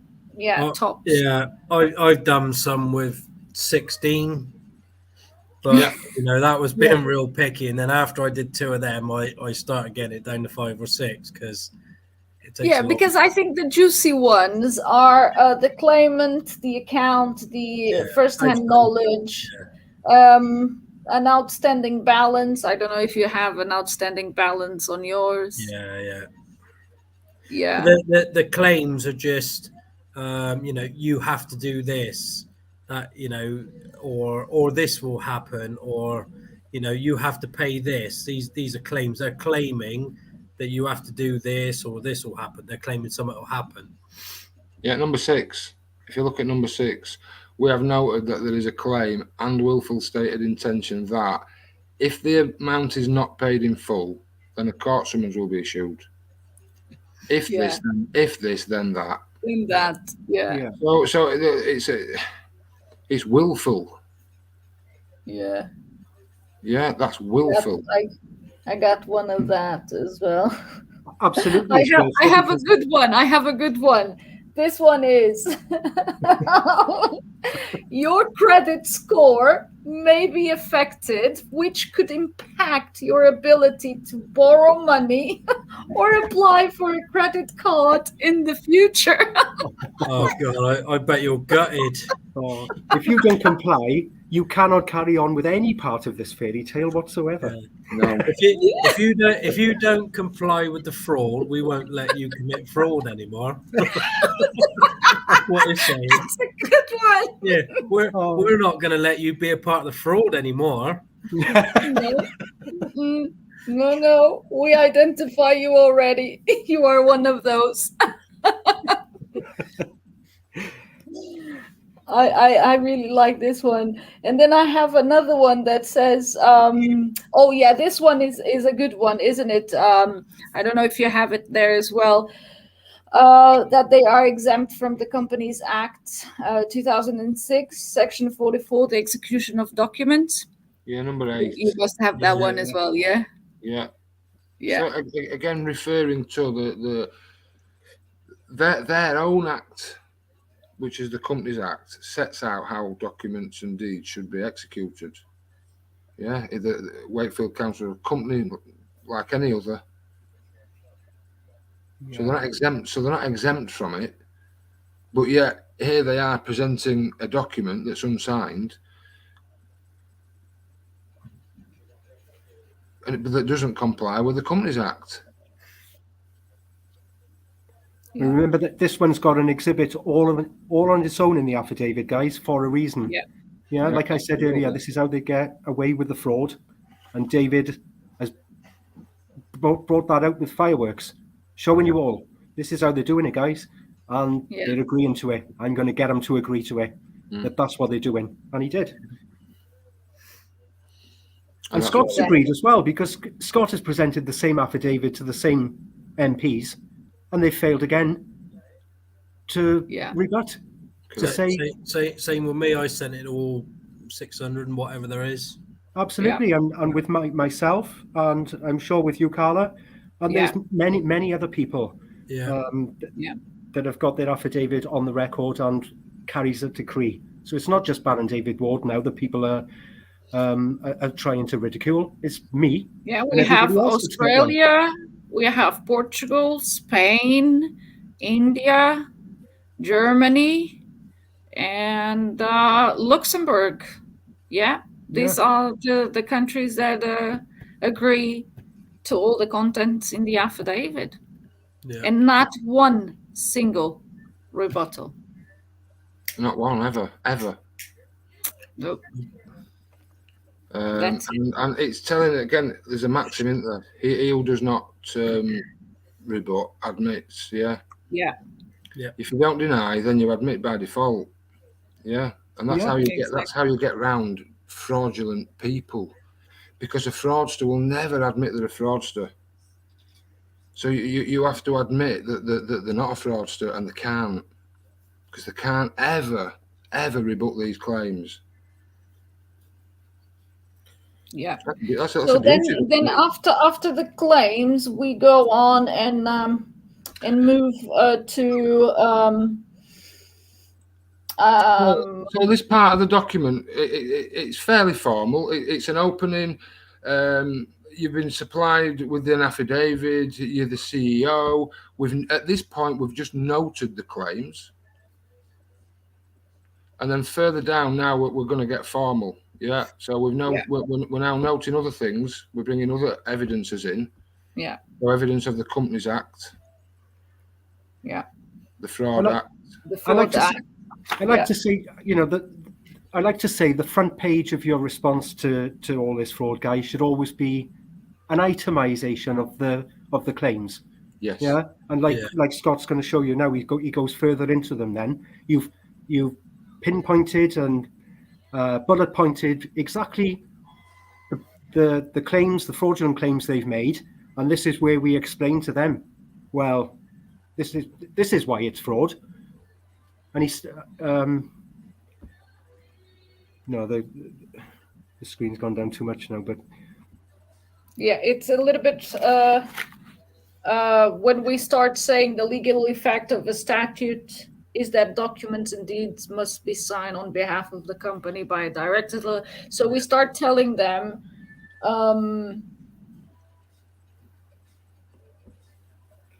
well, we start pointing out where they're not following their own rules then. So we have noted the Companies Act. Sorry, Scott, I've interrupted you again. No, you're good, mate. Good to go. So yeah, basically the Companies Act is how all documents should be coming out of any office in this country, from any company, going through anybody's letterbox. And as you can see, it's on the screen there. Under the law of England and Wales, Northern Ireland, a document is executed by a company by a fixing of its common seal, by a signature in accordance with the following provisions.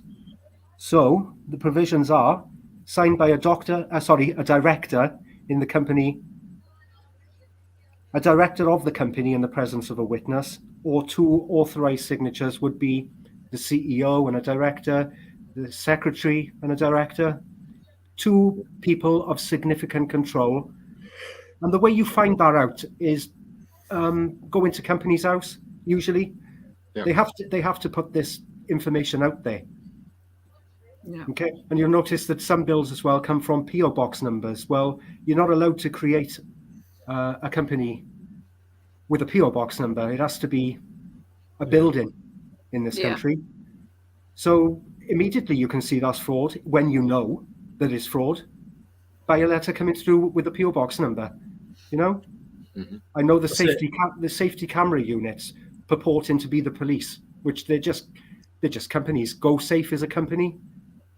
Yeah, they're not police officers in those vans. No. Yeah. And if it's all above board, then they can put their real address because they got nothing to hide. Absolutely, yeah. They don't want the real address because they don't want to be held accountable for it. Yeah, so those are the conditions for a document to be valid and legal, signed by two people or one and witnessed.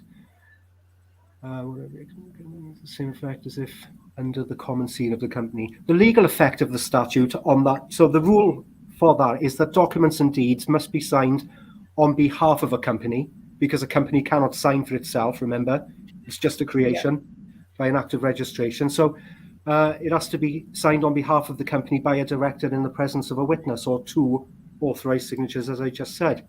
And there's a reference to a previous private court hearing, a private company hearing, because they're not courts, are they? They're private company offices. So I like to make sure I use the right words and not confuse people. He's calling it a court, and then it's not a court. It's never been a court. Never had the authority. Every time a judge comes out and presents himself as a judge, he's committing fraud. Absolutely. Yeah. Yeah. And when you look deeper into it, guys, there's not just the oath they give to the state, which then people mistakenly believe that they're protecting the people, but there's also a superior oath they give to the bar, and they won't break that. They won't break that, or they'll have their license taken away. Absolutely. And then it's just fun and games from there. When people say they go to court and he leaves the courtroom and he comes back and they have to say something else, it's just shenanigans and misconceptions and a game that we're not going to get involved in. No. They're talking to the legal fiction. They can't see the man. They cannot hear the man. So this is why it's all on paper. Can I leave you to carry on, Scott? I just need to pop away a sec. Yeah. There's no need to bother the courts. We've already agreed that the acts and statutes are in the bin with head office, the MPs at Westminster. So anybody claiming authority under an act or a statute at this point is committing fraud by default. And so in my this is a document I put together, and I've used the Companies Act, which Adrian's just gone through, and we use the Fraud Act also, which is relevant. And that's it. That's all. I don't get bogged down in acts and statutes that are relevant.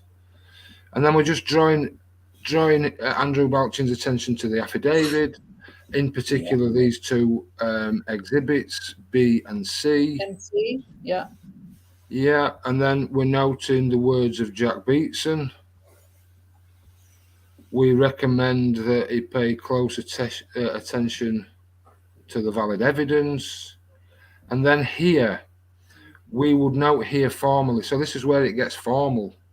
Mm-hmm. Yeah, so up to this point, we've been noting things, and we've been writing down all the claims to this point where we're now going to make it formal,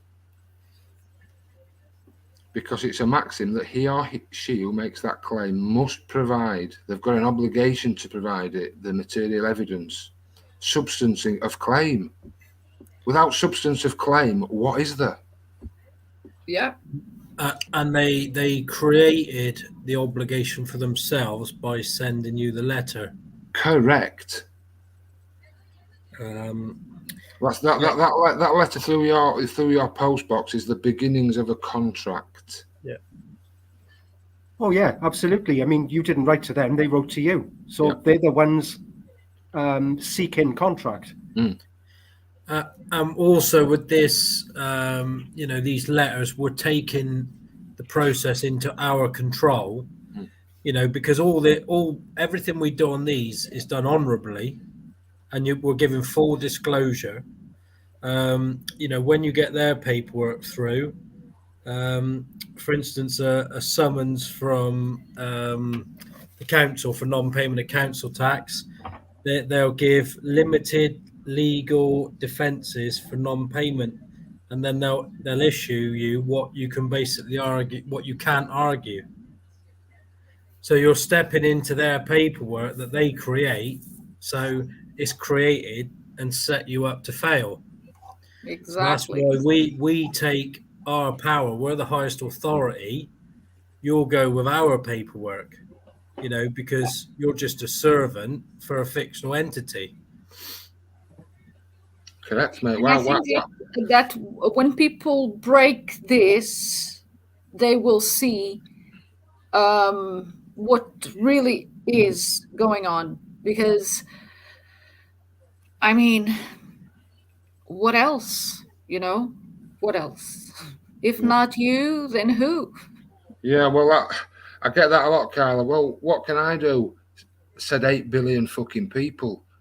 Yeah. At least be looking. Do you know what I mean? Don't just brush things off.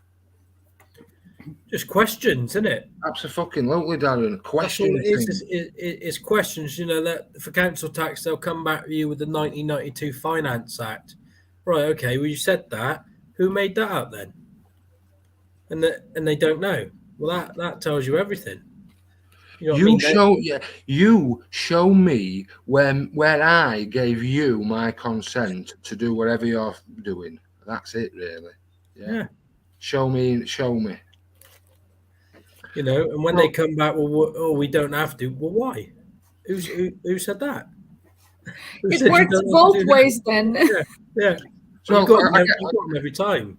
I guess the Baron worked that out quick, right? So that's why it brought this process together, because as Adrian alluded to earlier, they don't see you, the man. They only see the paperwork.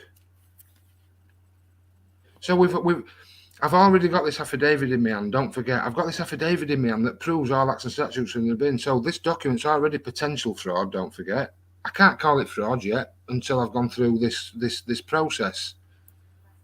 Yeah, once I've got an agreement in place, then I can call it fraud. But up until that point, it's an allegation. It's a potential. Yeah. But I've already got an agreement in place, so I'm pretty confident.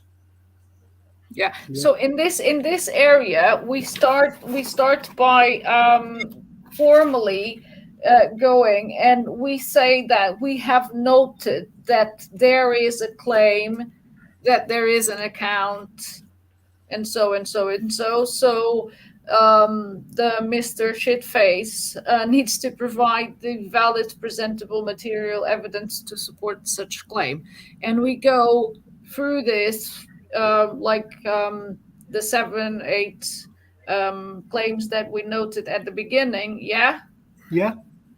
And then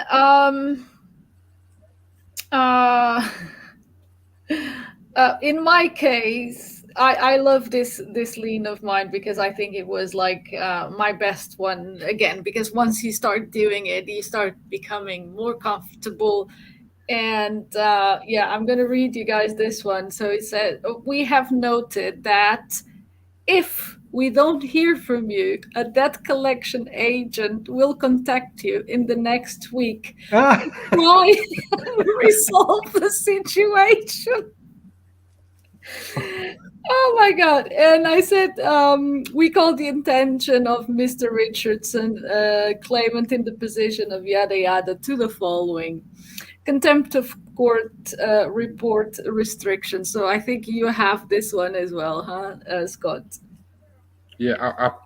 And I want to touch this because lately I've been hearing or reading too much people talking about the contempt of court.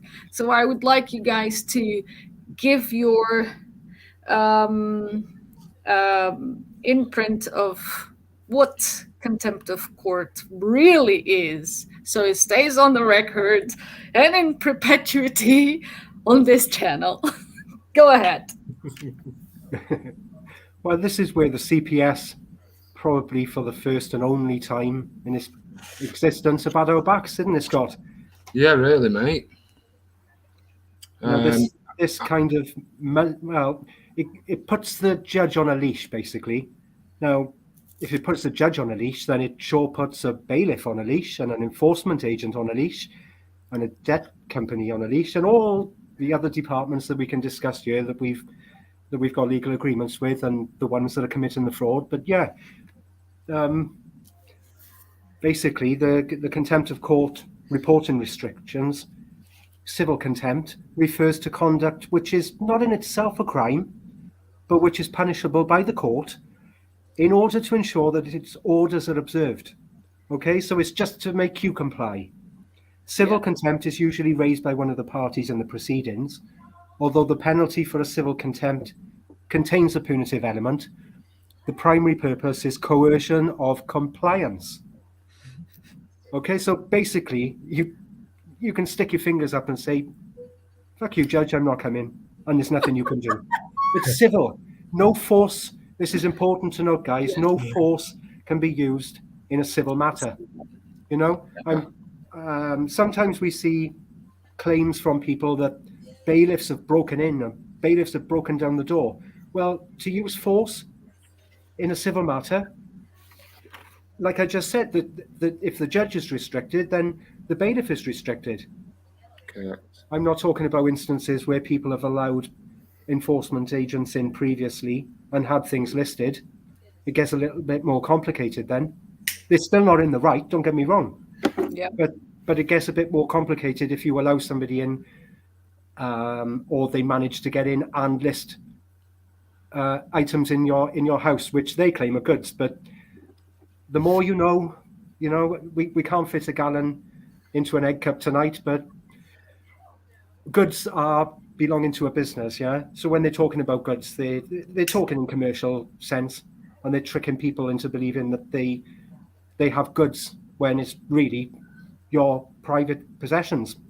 Correct. Yeah. That's it. And that's it. I've never written a lien without putting that in. No, every lien, even if someone thinks it's irrelevant, should contain that. Baron David Ward told me to make sure going forward, everybody has that in there, so that it is so important. It just shows the restrictions, the harness. Because like I said, to use force in a civil matter is willful. It's belligerent act of terrorism. We will not tolerate terrorism by servants. And they are, and the words tell you it's telling you that it's civil, right? It's the most important part for me in that is it is in itself not a crime. Yeah. So if it's not a crime, it can only be civil. It's told you the truth there, guys, but it's put it into a sandwich. Do you know what I mean? It's surrounded by all other jibber jabber, really. Basically, the civil contempt refers to conduct which is not in itself a crime, and the rest is just waffle to try and mislead you but they've got to put it there, you know. Yeah. So I put that in all mine. Yeah. So anybody that's been looking at my documents, they'll know that I always put that in because it's important to put it in. It's just another element of shit that they use. Yeah, you're reminding them of the fact that civil contempt. So there's no way in that I'm in contempt of anything.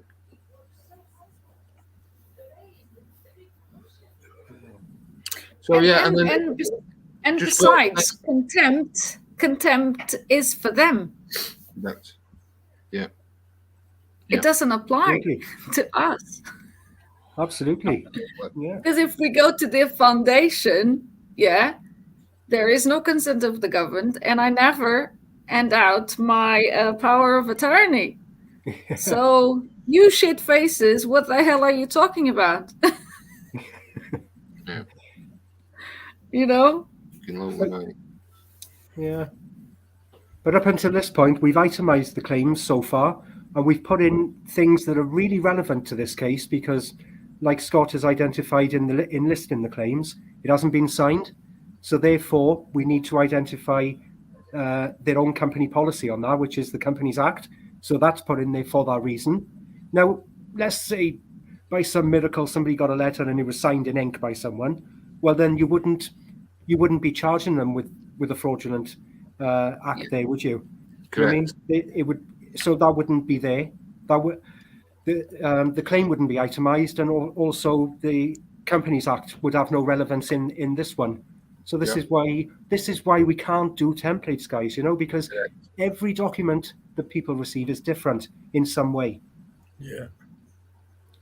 And it has to be spot on. I've seen some people copy my liens online, and with all the goodwill and intention and stress that they're under, they're tying themselves up into some legal bloody problems, because mate. Because then it's them making the claim. Yeah. Basically, what Adrian's trying to say is every single word on this page, Mr. Scott Herbert is liable for. Yeah.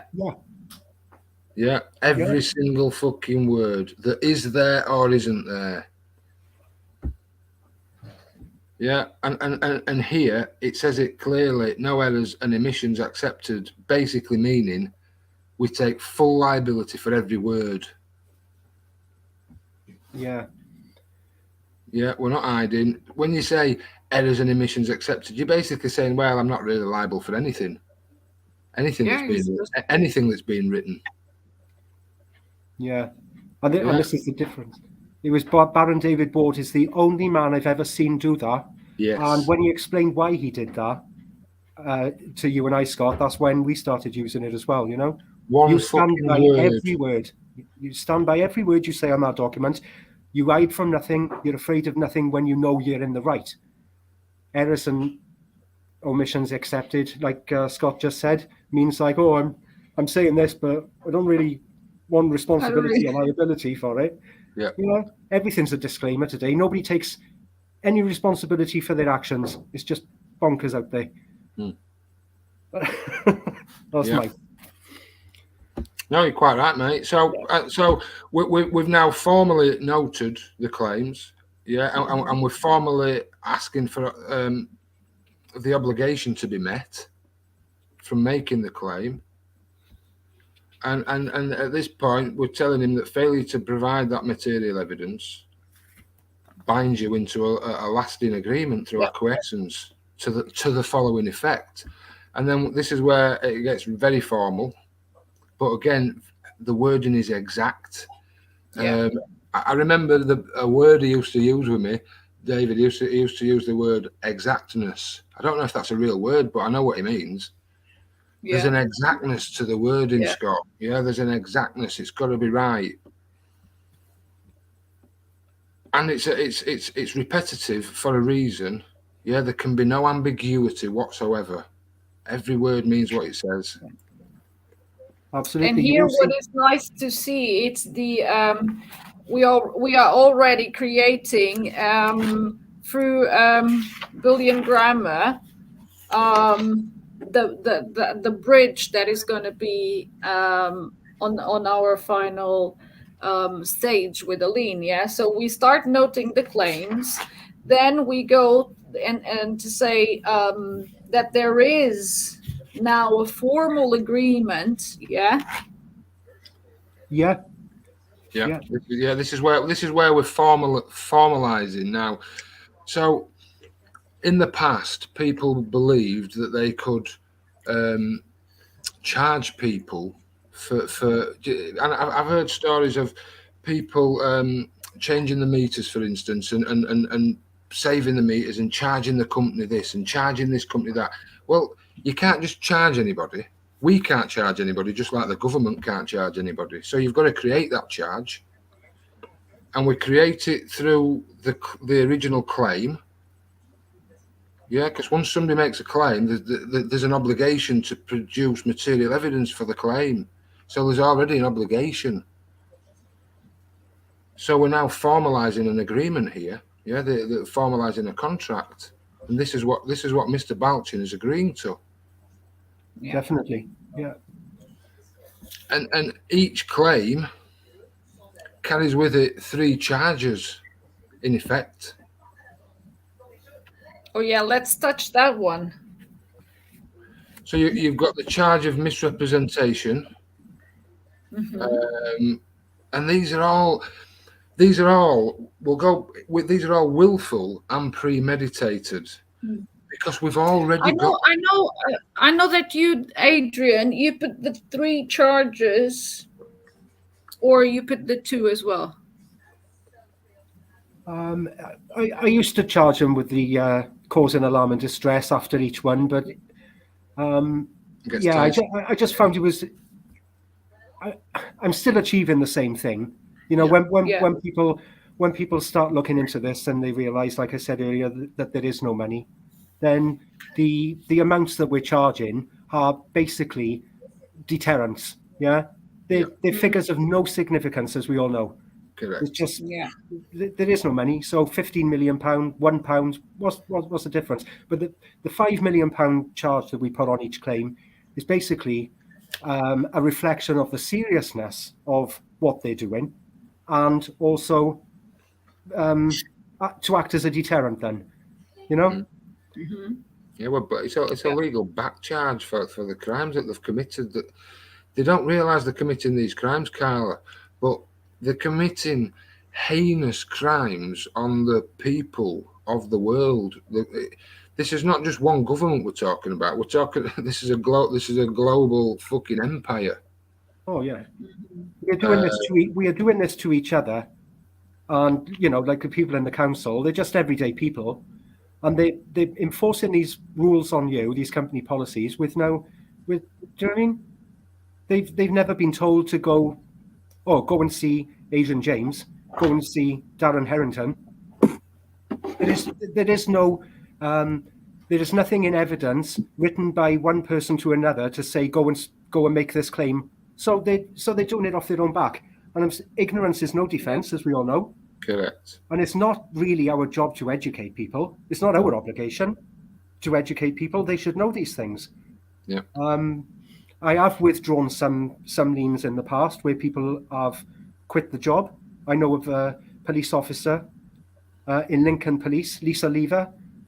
She left about 3 days before I finalised the lien. So I withdrew the lien because obviously that woman saw the light. Do you know what I mean? This is a very honourable process, this, And like Baron David Ward said to me, they will not punish or put a righteous man in prison. Yes. Yeah. Even though they're criminals, they have got a little bit of rules that they stick by. Yeah. And this is why he never went to prison. It's why I'm not in prison for this, because there's so many people think that we should watch our backs, and they lock us up, and all of the things that happen out there to deter people, like Robinson going to prison. It's all theatrics to put people off doing anything. Yeah. But I digress there. Sorry about that, Scott. No, you're quite right, mate. Absolutely. Yeah. Just to add to that, you're only following their rules. So, they've made the claim, and by doing that, they made up that that's fraud by misrepresentation and malfeasance in the office, which is terrorism. So we're only showing them the things that they decided. Yeah, correct. Exactly. Yeah, absolutely. David Ward didn't just pluck these words out of fucking thin air. Yeah. Yeah, these only exist in their world. Yeah. Yeah. Absolutely. Yeah. You cannot take any paragraph or even a line of words away. Because people want to get things done quick, and people always look for shortcuts. But every word is there, like I said earlier, for a reason. Yeah. Yeah. So. Formal. Yeah, this is the formal part, really. If you basically up here, if we've noted the claims, we've formally noted the claims, and we're now asking for evidence, and down here we're saying that if you can't provide the evidence, then this is what you're agreeing to. So it's quite simple, really. Yeah. And then it's the same process as we saw last week. So we repeat. We give them 7 days, which is fair enough, to bring all the material evidence of the claims made. We repeat the same 7 days after. We add just a one paragraph. It's 2. No, it's 1 paragraph. Mr. Crayon Man, it's 2 paragraphs. Do you want me to read them to you? I will. We have noted as of this date, the yada yada, that there has been no legal response to our previous correspondence, dated the yada yada, and also the yada yada, and that there is now a formal agreement due to the absence of any valid material legal evidence. Stop. Well, I got mine in one. There's no break in it. So I call that one the second paragraph. Let me finish. In the interest, because this is the part where it has the words that I love the most. In the interest of candor. I love this word, candor. We have elected to extend the previous 7 days by another 7 days. In the interest of clarity, we repeat the same here. Oh, wait, there is 3 after all. And then without ill will or vexation, here, monkey boy, read that again. Yeah? And another 7 days, and at this point I'm already laughing because there is nothing. There are only creak creak creak creak coming into my mailbox. And we go what will constitute our exhibit B, so opportunity to resolve. Yeah, So, Scott. can I just say at that point you might have sent week 1 or week 2 or maybe week 3, and they'll probably get some minion just to send you a pointless response to try and distract you from the. Oh the yeah, truth you're on, trying on, to on achieve. this one I had. Yeah, on this one I had, and I had them all as my evidence. So, if you, so for instance, Scott started this on this one letter that's at the top. Any further letters that come through or any other correspondence are separate liens, Added basically, to, because yeah. they're all separate cases. Yeah.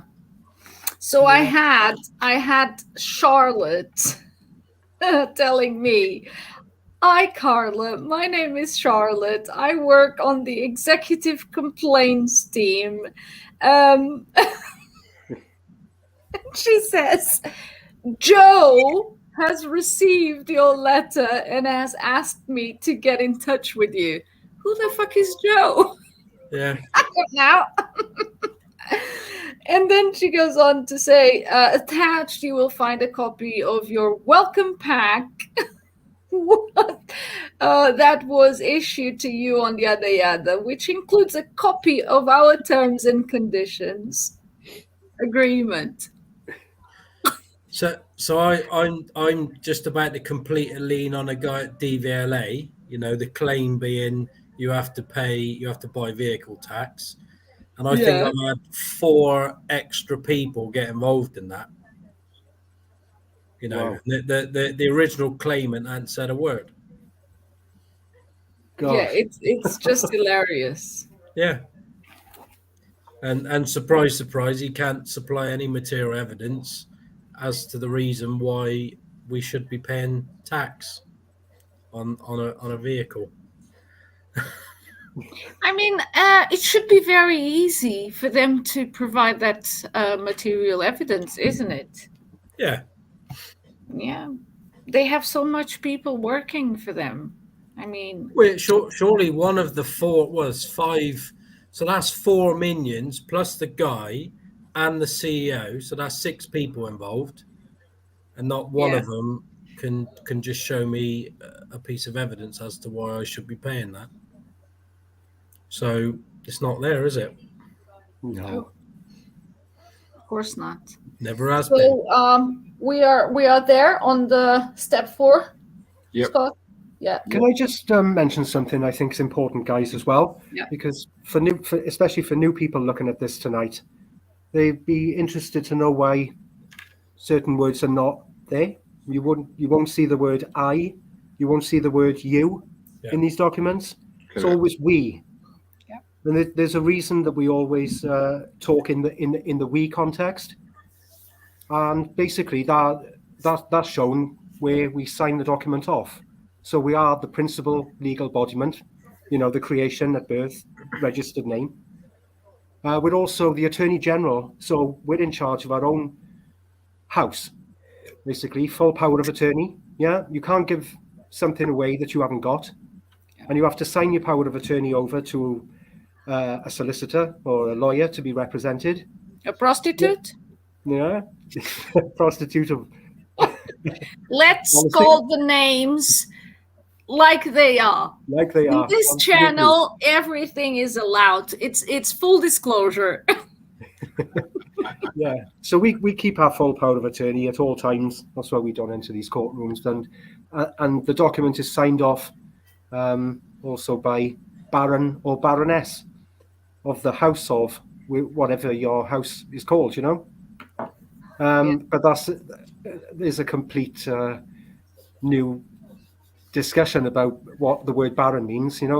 possibly take up too much time tonight, and that would digress too much Yeah, from what we're you actually know looking what? at. You know what? I'm going to catch you on that one, and I'm going to ask you to come with us on another Monday People's podcast, Yeah, and let's do then this in we will squeeze your brains. I have a better one.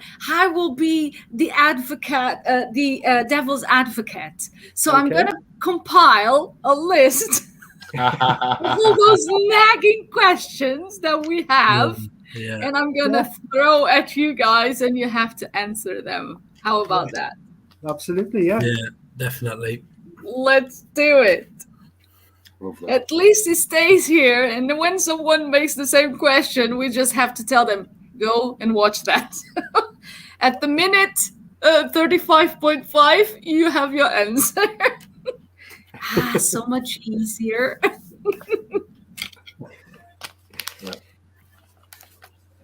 Yeah, go for that. Yeah. Anything you want to add? Well, actually, I've written. So can you see this note here? I've written a note on this lien. Yeah. So this is obviously at stage week number 4. So I've already sent 3 letters by this point. So I've written a note here, and it says, "Okay, so they have had 3 weeks to respond. We now send them an opportunity to resolve, and we're asking them for evidence. And if the evidence cannot be presented to substantiate the claims, then the claims become fraudulent in nature. And now we set out the terms of the redress."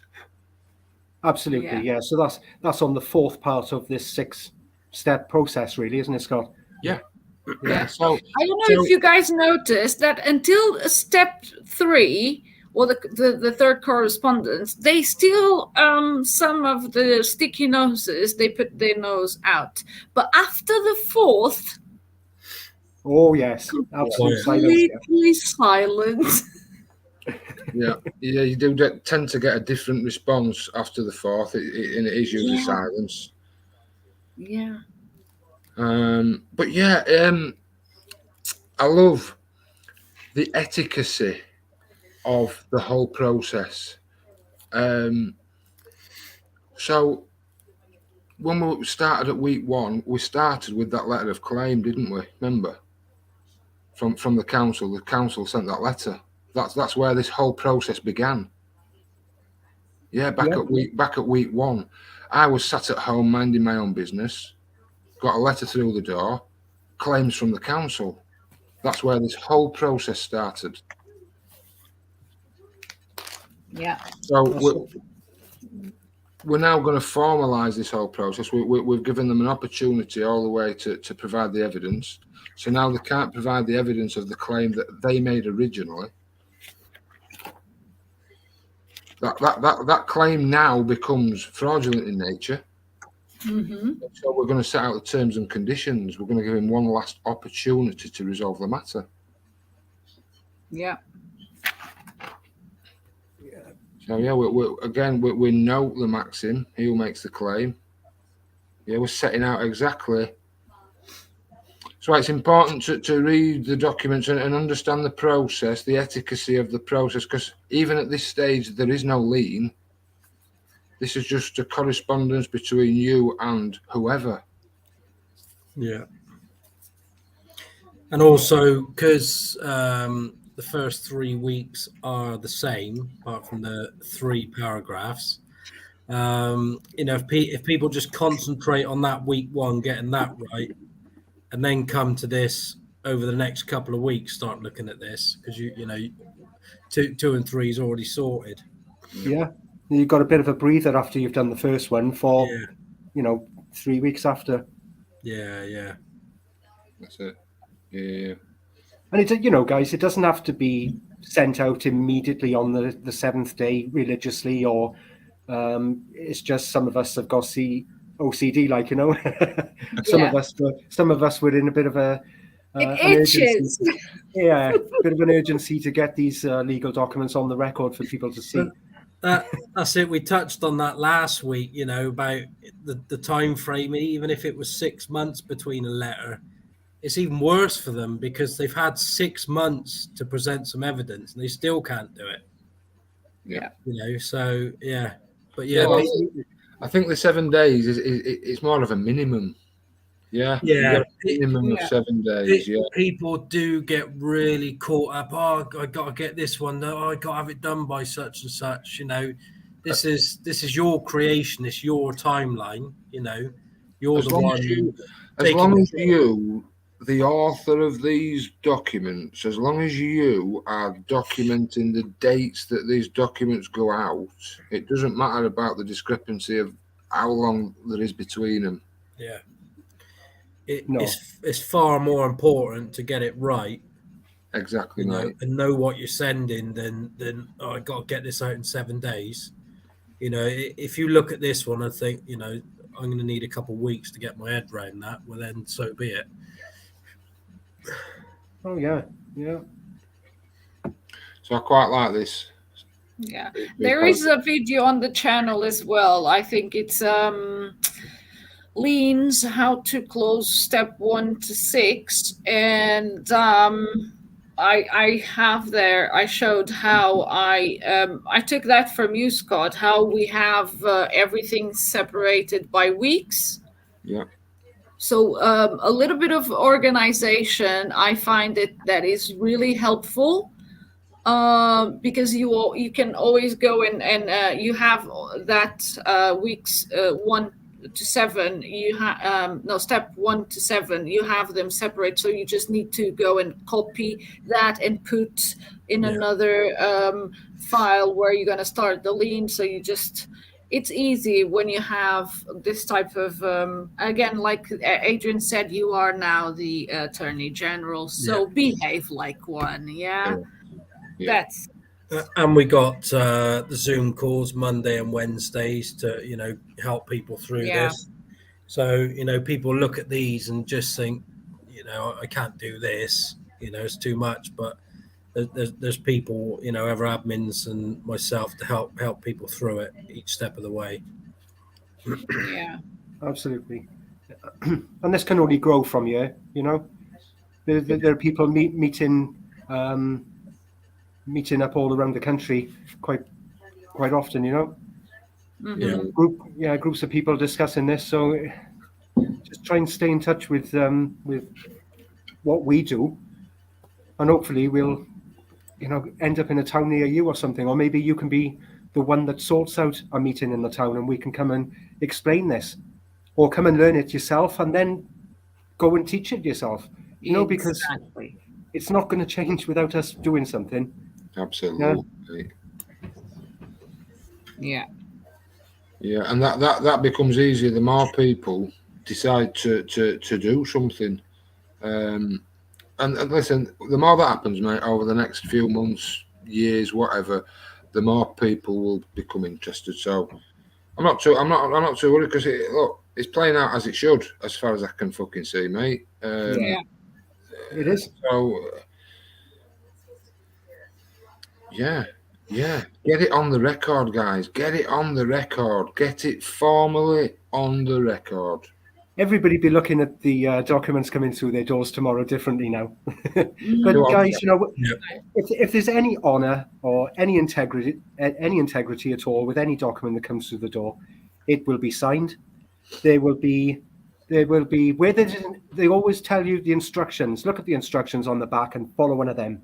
Well, if it had any honor or integrity at all, there would be a box that says there has been a procedural impropriety by the council or by the debt collection agency, exactly, or whoever's sending you the document.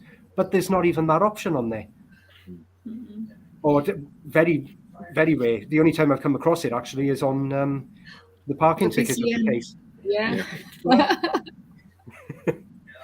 I was quite surprised with that one. And the best thing is when you listen to Baron explaining how joyful he was when he saw that the guy signed the BCN. Oh my God. Oh yeah, now I know. Oh yeah, I would be as well. Oh yes, please sign that. Put your wet ink in there. Okay, so from here we will start going through the claims, yeah, and we will say for the first formally agreed criminal offense of fraud by misrepresentation, yeah. And we do this for all the claims that we listed at the correspondence that we sent previously. Here, I don't know if you want to make this point, which is here we charge, so we use the two charges, yeah? Is it 2 on this one or 3? I think these might be, this is 3 again. Yeah. But basically, this is, so again, we're setting the terms and conditions of this contract. We're saying here, failure to provide the valid and presentable material evidence to support the above listed claims made by Mr. Shitface in his office for whatever company. In the next 7 days, will enter Mr. Shitface in his office into a lasting tacit agreement through acquiescence to the following effect. So here are the terms and conditions. That there is now a formal agreement. Yeah, there is a formal agreement that the claim being made by Mr. Shitface of an account is fraudulent in nature, which is also willful and premeditated fraud by misrepresentation. There is a formal agreement between Mr. Scott Herbert and Mr. Balchin. Again, this is all on paper. Yeah. Yeah. So these are the terms and conditions that I'm setting out. We're giving him one last opportunity to resolve the matter of his claim. And there were a few claims. So the wording in this document, really, the claims that are made originally are the claims used throughout the document, because they're the only claims made. Yeah. So these are terms and conditions, guys. It really is what they are. Yeah. We let him know these are very serious crimes under current legislation, and that there is now an agreement between the parties by way of a lasting tacit agreement through acquiescence. As you have already agreed to the crime, then we elect to charge you under this agreement. As the crime was committed against ourselves, then we reserve the right to choose the remedy for these crimes. And again, this is where we set out formally, but this time we set it out formally with the charges for the first time. So yeah, this is normally where they shit the pants. And this is all avoiding ourselves making any claims here.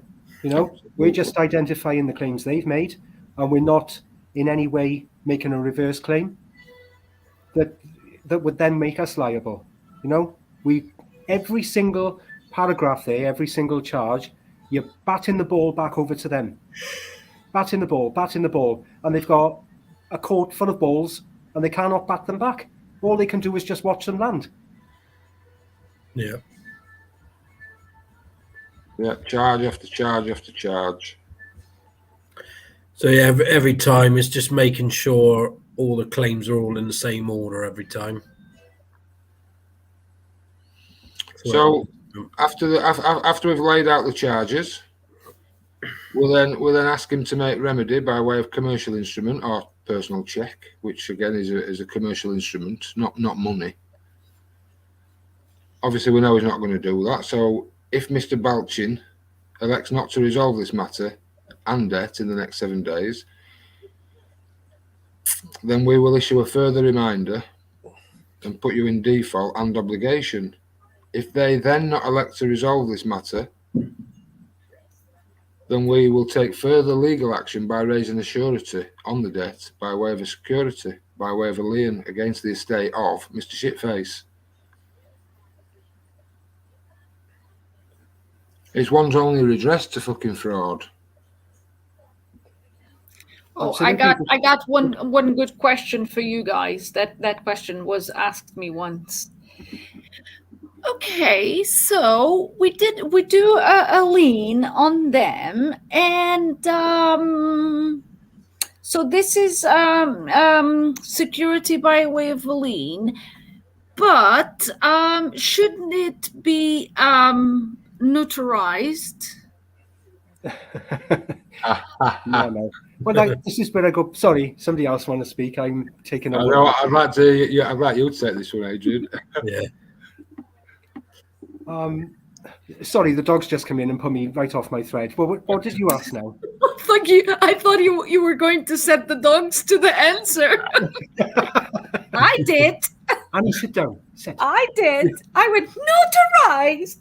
Notarized. Oh, right, yeah. Well, notarized. You might as well just scrumple up the bloody document and throw it in the bin. If you need somebody to check your work, like a little school teacher and a little, school child and a teacher, then you might as well declare yourself an imbecile, incompetent.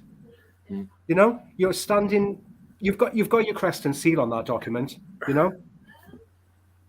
And you're standing by every word on that document. You don't need anybody to check it over and declare that it's true or untrue. You, like I said, down the bottom of the document, as Scott said earlier, no errors and omissions accepted. We're standing by every word on there. We don't need anybody to check it. We are the attorney generals of our own house. Yeah. And you know what? The ridiculous thing is that, I mean, I've already sent an affidavit, right? Yeah. Which is my foundation, which is my Trojan horse, as I call it. Why the hell do I go and ask their services to notarize my creation? Absolutely, yeah. It's just bonkers. It's just a service that was installed that nobody really needed, like everything else, really. You know, and people fell for it. But if we go back a little back now to where Scott said about sending a check to make remedy, I thought it was important to point out here that in no way is the word pay mentioned there. Yeah. You know, it's important because if you say the word pay, well, then you're making a claim that there's money available in order to make that payment. Correct. So we're not trying to be smart. Every word is there for a reason. David's explained it to a lot of people over the years. Only a few people have been, intelligent enough to stay around and to see this through. And we understand why these words are not there, why these words are there, you know. But it is so easy to make a reverse claim or a claim that something is possible when it's really not. So that's why we make remedy by way of a commercial instrument. So there's remedy because you can't pay, commercial instrument because there is no money, personal check. Well, again, that's another form of commercial instrument. And David's given them two options there. You know, he hasn't made it impossible. He's given two options. And that's what Scott has done in this lien. So if he fails then to not resolve the debt, then a security by way of a lien will be issued in 7 days' time, and that's securitizing the agreement and turn it into a well, for want of a better word, money then, brand new cash. Yeah, that was created out of fresh air, just like they do. Yeah, exactly. That's the beauty of it. All with full disclosure, you know, time to resolve, honor, integrity, and everything else that we've said tonight. Absolutely. And Baron David Ward then goes on to say, you know, and Scott in this, exactly why this remedy is not excessive. There's no monetary value. There's no monetary value to something. It's just a load of ones and zeros. So no injury, loss, or harm can be caused to anyone. There's no significance to these numbers. They're just figures plucked from the air, like, you know. just like the claim that money exists, just plucked from the air. There's no injured party, but I love Adrian how it goes straight back, and we bring it straight back to the exhibits in the affidavit. Yeah. Are we taking excessive action? Well, let's take you back to the affidavit. Nobody gets paid. So if there is no money and there is no loss to anyone, well, how can there be any loss? Exactly. Yeah. So it brings it right back to the affidavit, Exhibit F. Have we? Our intent was not to place you in a state of distress. We haven't caused any harm, injury, or loss by this action, as there is no such thing as money. The Bank of England note is based upon confidence, faith, and belief. Exactly, mate. Yeah. And all matters must be expressed, guys, to be resolved. Yeah. And this is what we're doing. We're resolving. We're resolving an issue that's pertinent to each and every one of us. Yeah. And it's pointed out as well that if we don't do anything about this, then we become complicit in the same criminal offences. And, well, we're not going to create that liability on ourselves, are we? Because we're good, upstanding people and just trying to live a life. Yeah, and still, absolutely that. Back to the maxims, really, Adrian.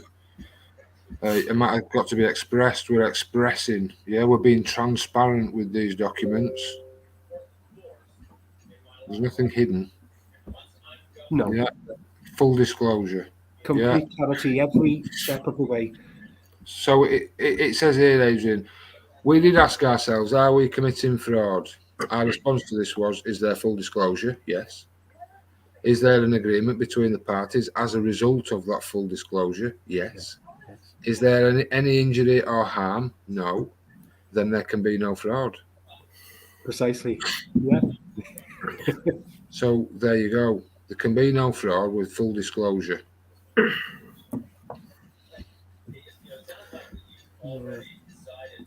Yeah, and then to settle other curious minds about whether that would destabilise a government, well, there is no government without the consent. Absolutely. Yeah. So what government are you referring to? Because it's a government in your head, really. There's no evidence, and we are three guys here tonight, guys, telling you that we have chased down the evidence. We've brought the legal agreements to the fore and published them for you to see. We don't think we're above anybody else. We're just three everyday guys. It's simple. We just asked them. We found this document. It says there's no government. Can you rebut it for us? And they never can, never will. Yeah. Always signed off the same way. Always. As Adrian said earlier. And that's it, really. So, look, after the first 3 weeks, you're giving them the same information, basically. After that 3 weeks, that's your tacit agreement. Yeah. You give them a final 7 days, which after 4 weeks is a month. It's 28 days. Yeah, so that's plenty of time to come up with any shred of evidence of any claim that they've got. Absolutely, and that's when commercial charges are brought into the redress suggestion. Then Yeah. And like we say, if they could provide something, they would. They got the whole team behind them. The Bath and North East Somerset Council have got 14 solicitors on the payroll. There's plenty of people to find this and present this, and they never can, and they never will. It's impossible, guys, isn't it? It's impossible. Yeah. Yeah, it's an avalanche coming, mate. But look, it's a simple. And again, we've sent 4 letters at this point, so we've formalised an agreement. but we need to carry on. And I think David Ward said put it on steroids. So we need to follow the process through at this point. Absolutely, yeah. With that follow-up default notice. And again, wrapping them up at week 6. It's that second affidavit which summarises the 4 or 5 week process that you've gone through with the affidavit,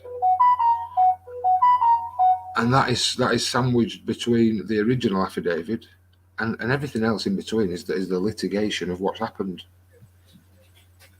I don't know where you're going. You just, Yeah. cool up there. Are you getting at week 5 there, Scott? Let's see if we can get that.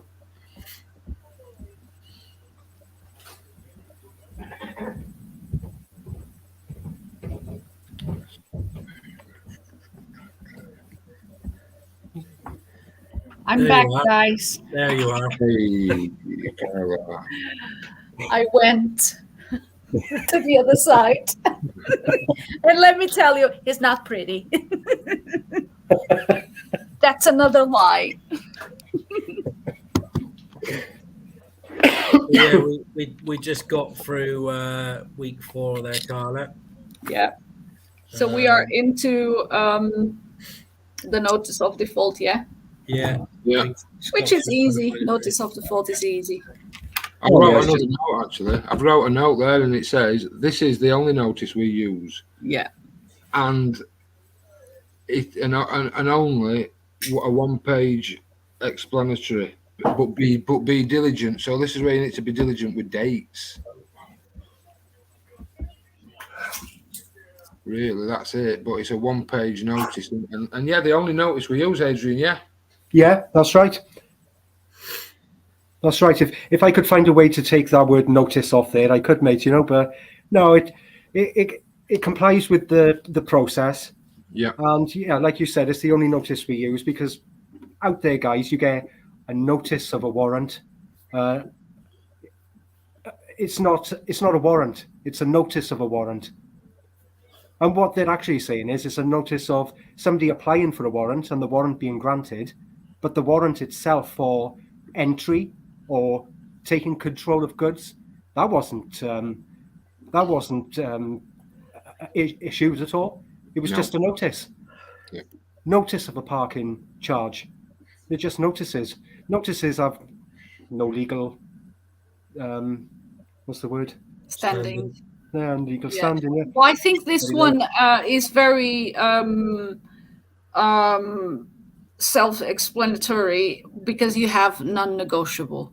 Oh yeah, So, yeah. Yeah. So this is not. This is part of the instrument.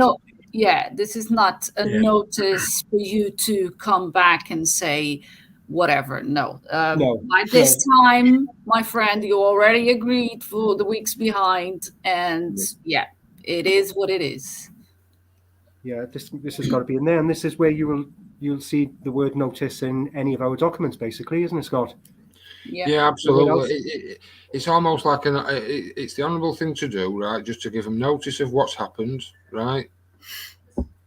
And then the next step from here, because from this point on, it's all complete, isn't it? It's all done at this point. The lien is agreed to. Nothing's been disagreed. Therefore, it's an agreement. I don't know if you guys want to touch on the opportunity to resolve, when to use it, how to use it.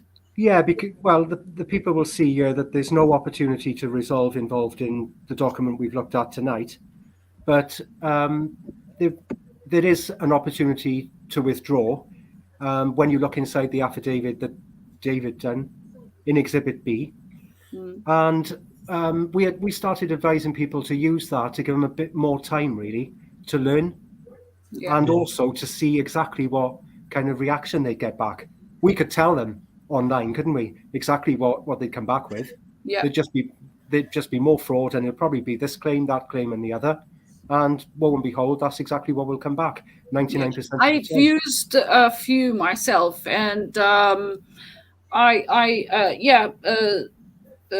they either they will come back and say, yeah, we go away, we don't want to play with you, or they send more claims, and That's at right. that point is where I pick that up, and lien time it is. That's right. And like you said earlier, every separate piece of paper with claims on is a separate case. But when people are learning this, then they don't really want to get swamped with it all. They want to learn it and take it slow. But in the meantime, there's some documents then go in unaddressed.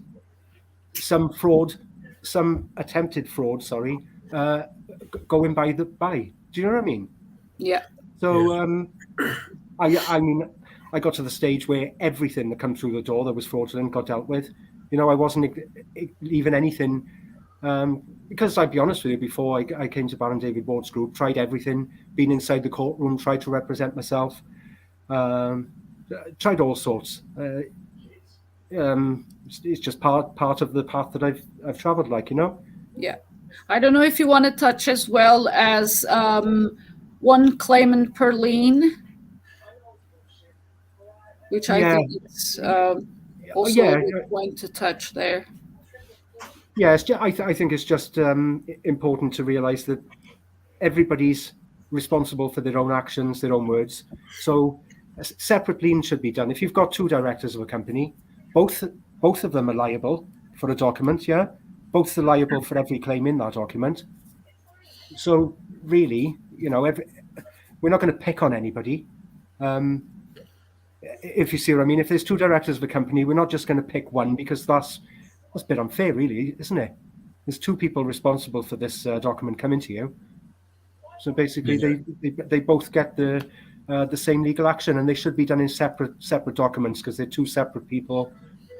There's one debt company that's a bit tricky because I think it's got 6 directors. Yeah. You pick the senior ones. Yeah. That just sounds like a bigger target to me, Darren. Yeah. I mean, okay, so after this, we have the. Yeah. Oh yeah. Go ahead. Some of them. So for the car tax, they've given me, you know, because I got a van and a 4x4. They've sent me 2 letters with the different registrations on. So there I've got 2 cases. But because they're all exact, the letters are exactly the same, it will just be lien 1 and 2, and then all that will change is the reference number, which is the registration. Yeah. So yeah, sometimes you might have to do two liens. You know, if it's a case like that where you've got 2 letters, but they're for you know, similar things like. Oh, absolutely. I mean. If I was to explain the story about my case with HMRC, which I wrote to the HMRC to find out where my obligation was to pay as you earn tax, and obviously then I was teasing the material evidence of claim that I needed to start a case against them, because by this point I'd already done the Welsh Assembly, all of the Westminster Cabinet, and some more MPs as well in England. And that's an ongoing thing. I've done 181 liens altogether now.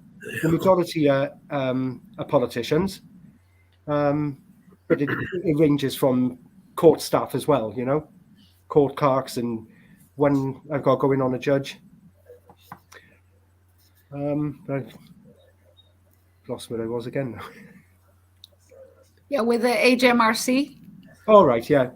Yeah. HMRC. So if I could get the document and the agreement published with HMRC that I've got no obligation to pay tax, then I could take that not just to the internet to show everybody, but to my employers to get the tax stopped, because I spoke to them and they was, I've got to take this. So that's the professional steps you take. You go to HMRC and got the agreement on the record, showed my employers. They carried on deducting the tax from my wages. So I started the lien on them.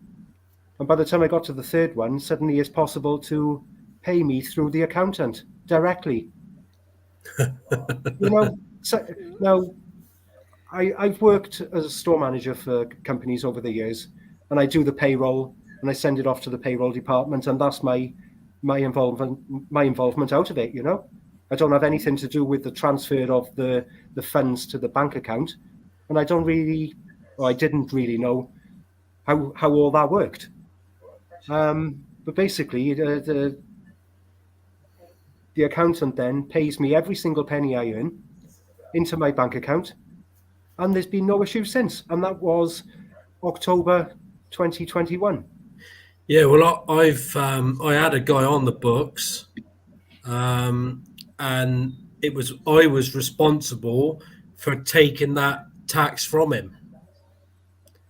Do you know what I mean? And then you're letting HMRC know what his wages, and then you're taking it from them and taking it from him and giving it to HMRC. Yeah, you're the Yes, middleman. So I was stealing from him.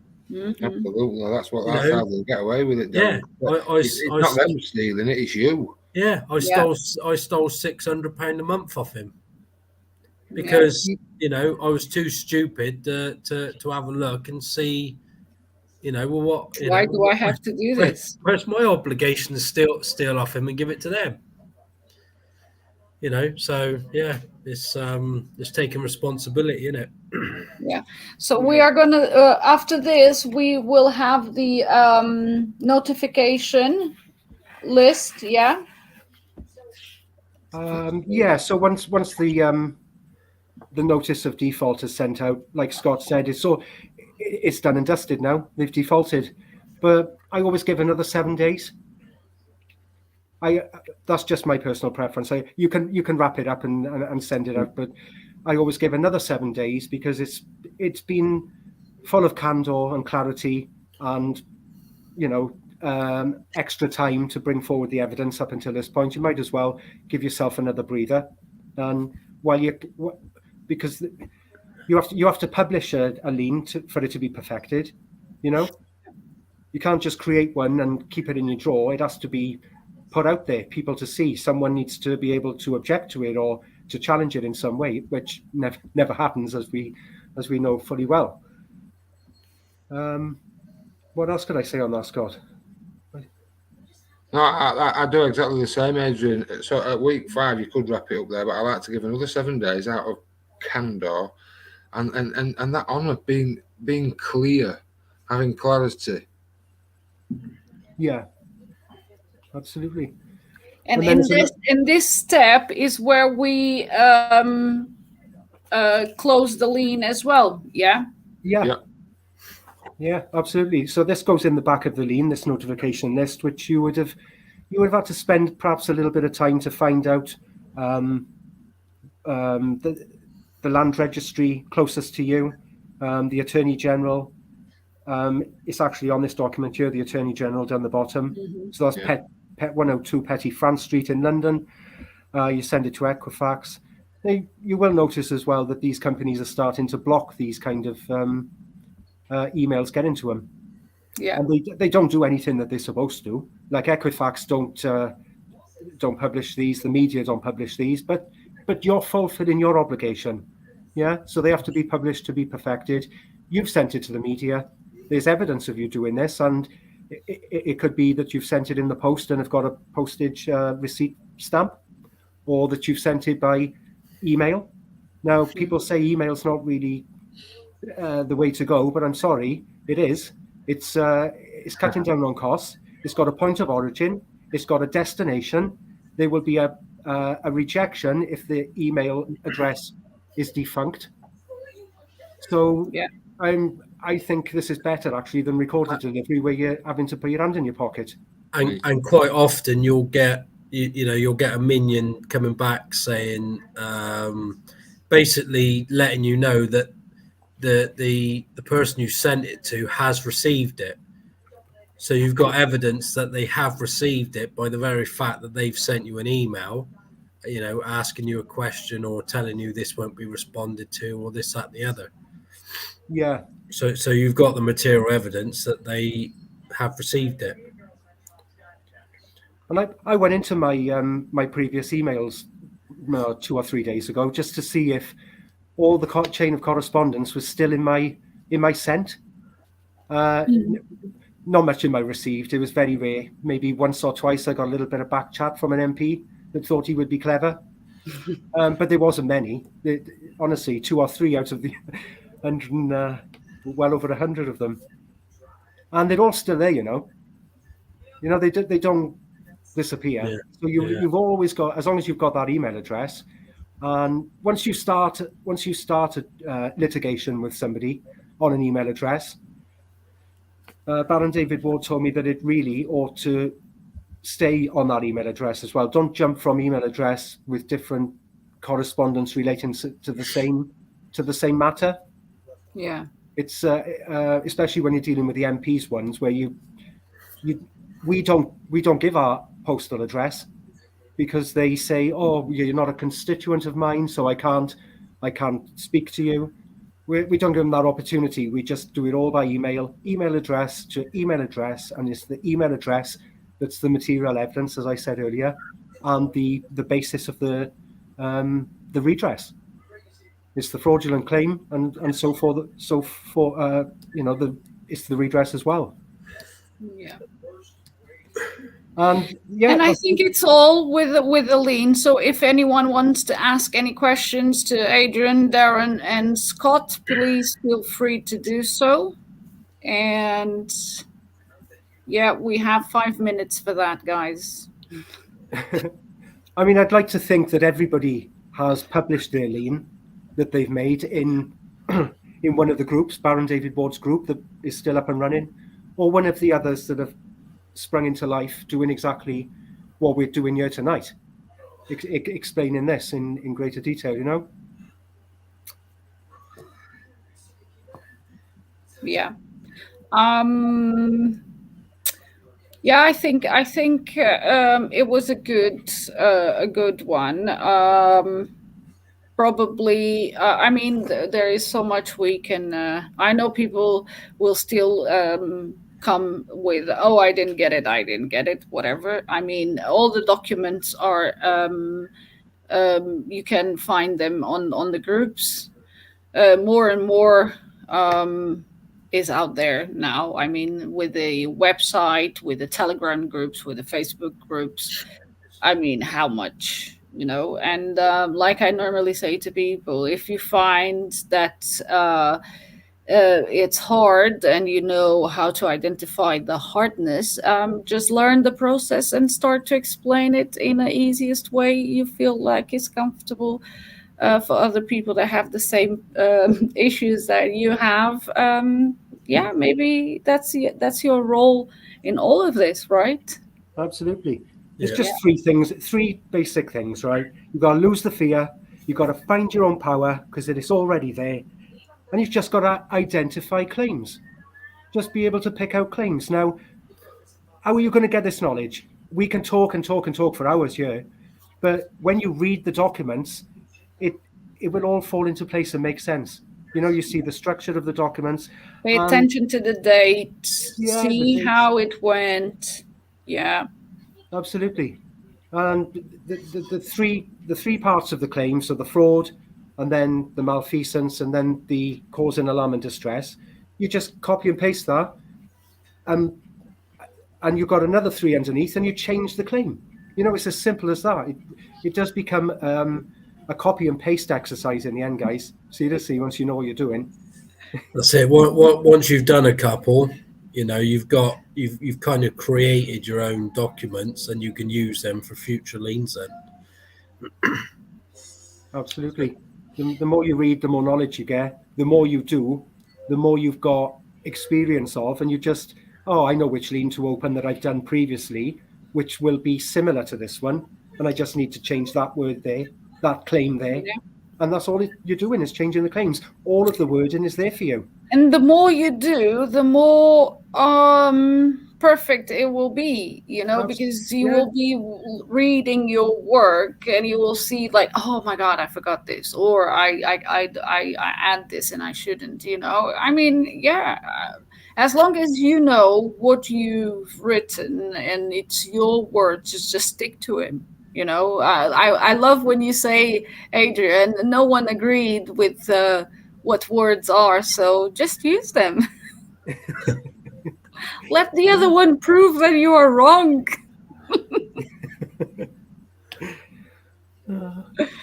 But it's like there was a bit of a to do in the groups today, and then people were loving my response, but then they reply, "So well said, Adrian. All you really need is a Black's Law Dictionary." And I'm like, who gave Mr. Black the legal right to twist words round and change definitions? Even though they know, they'll get there, but it's just.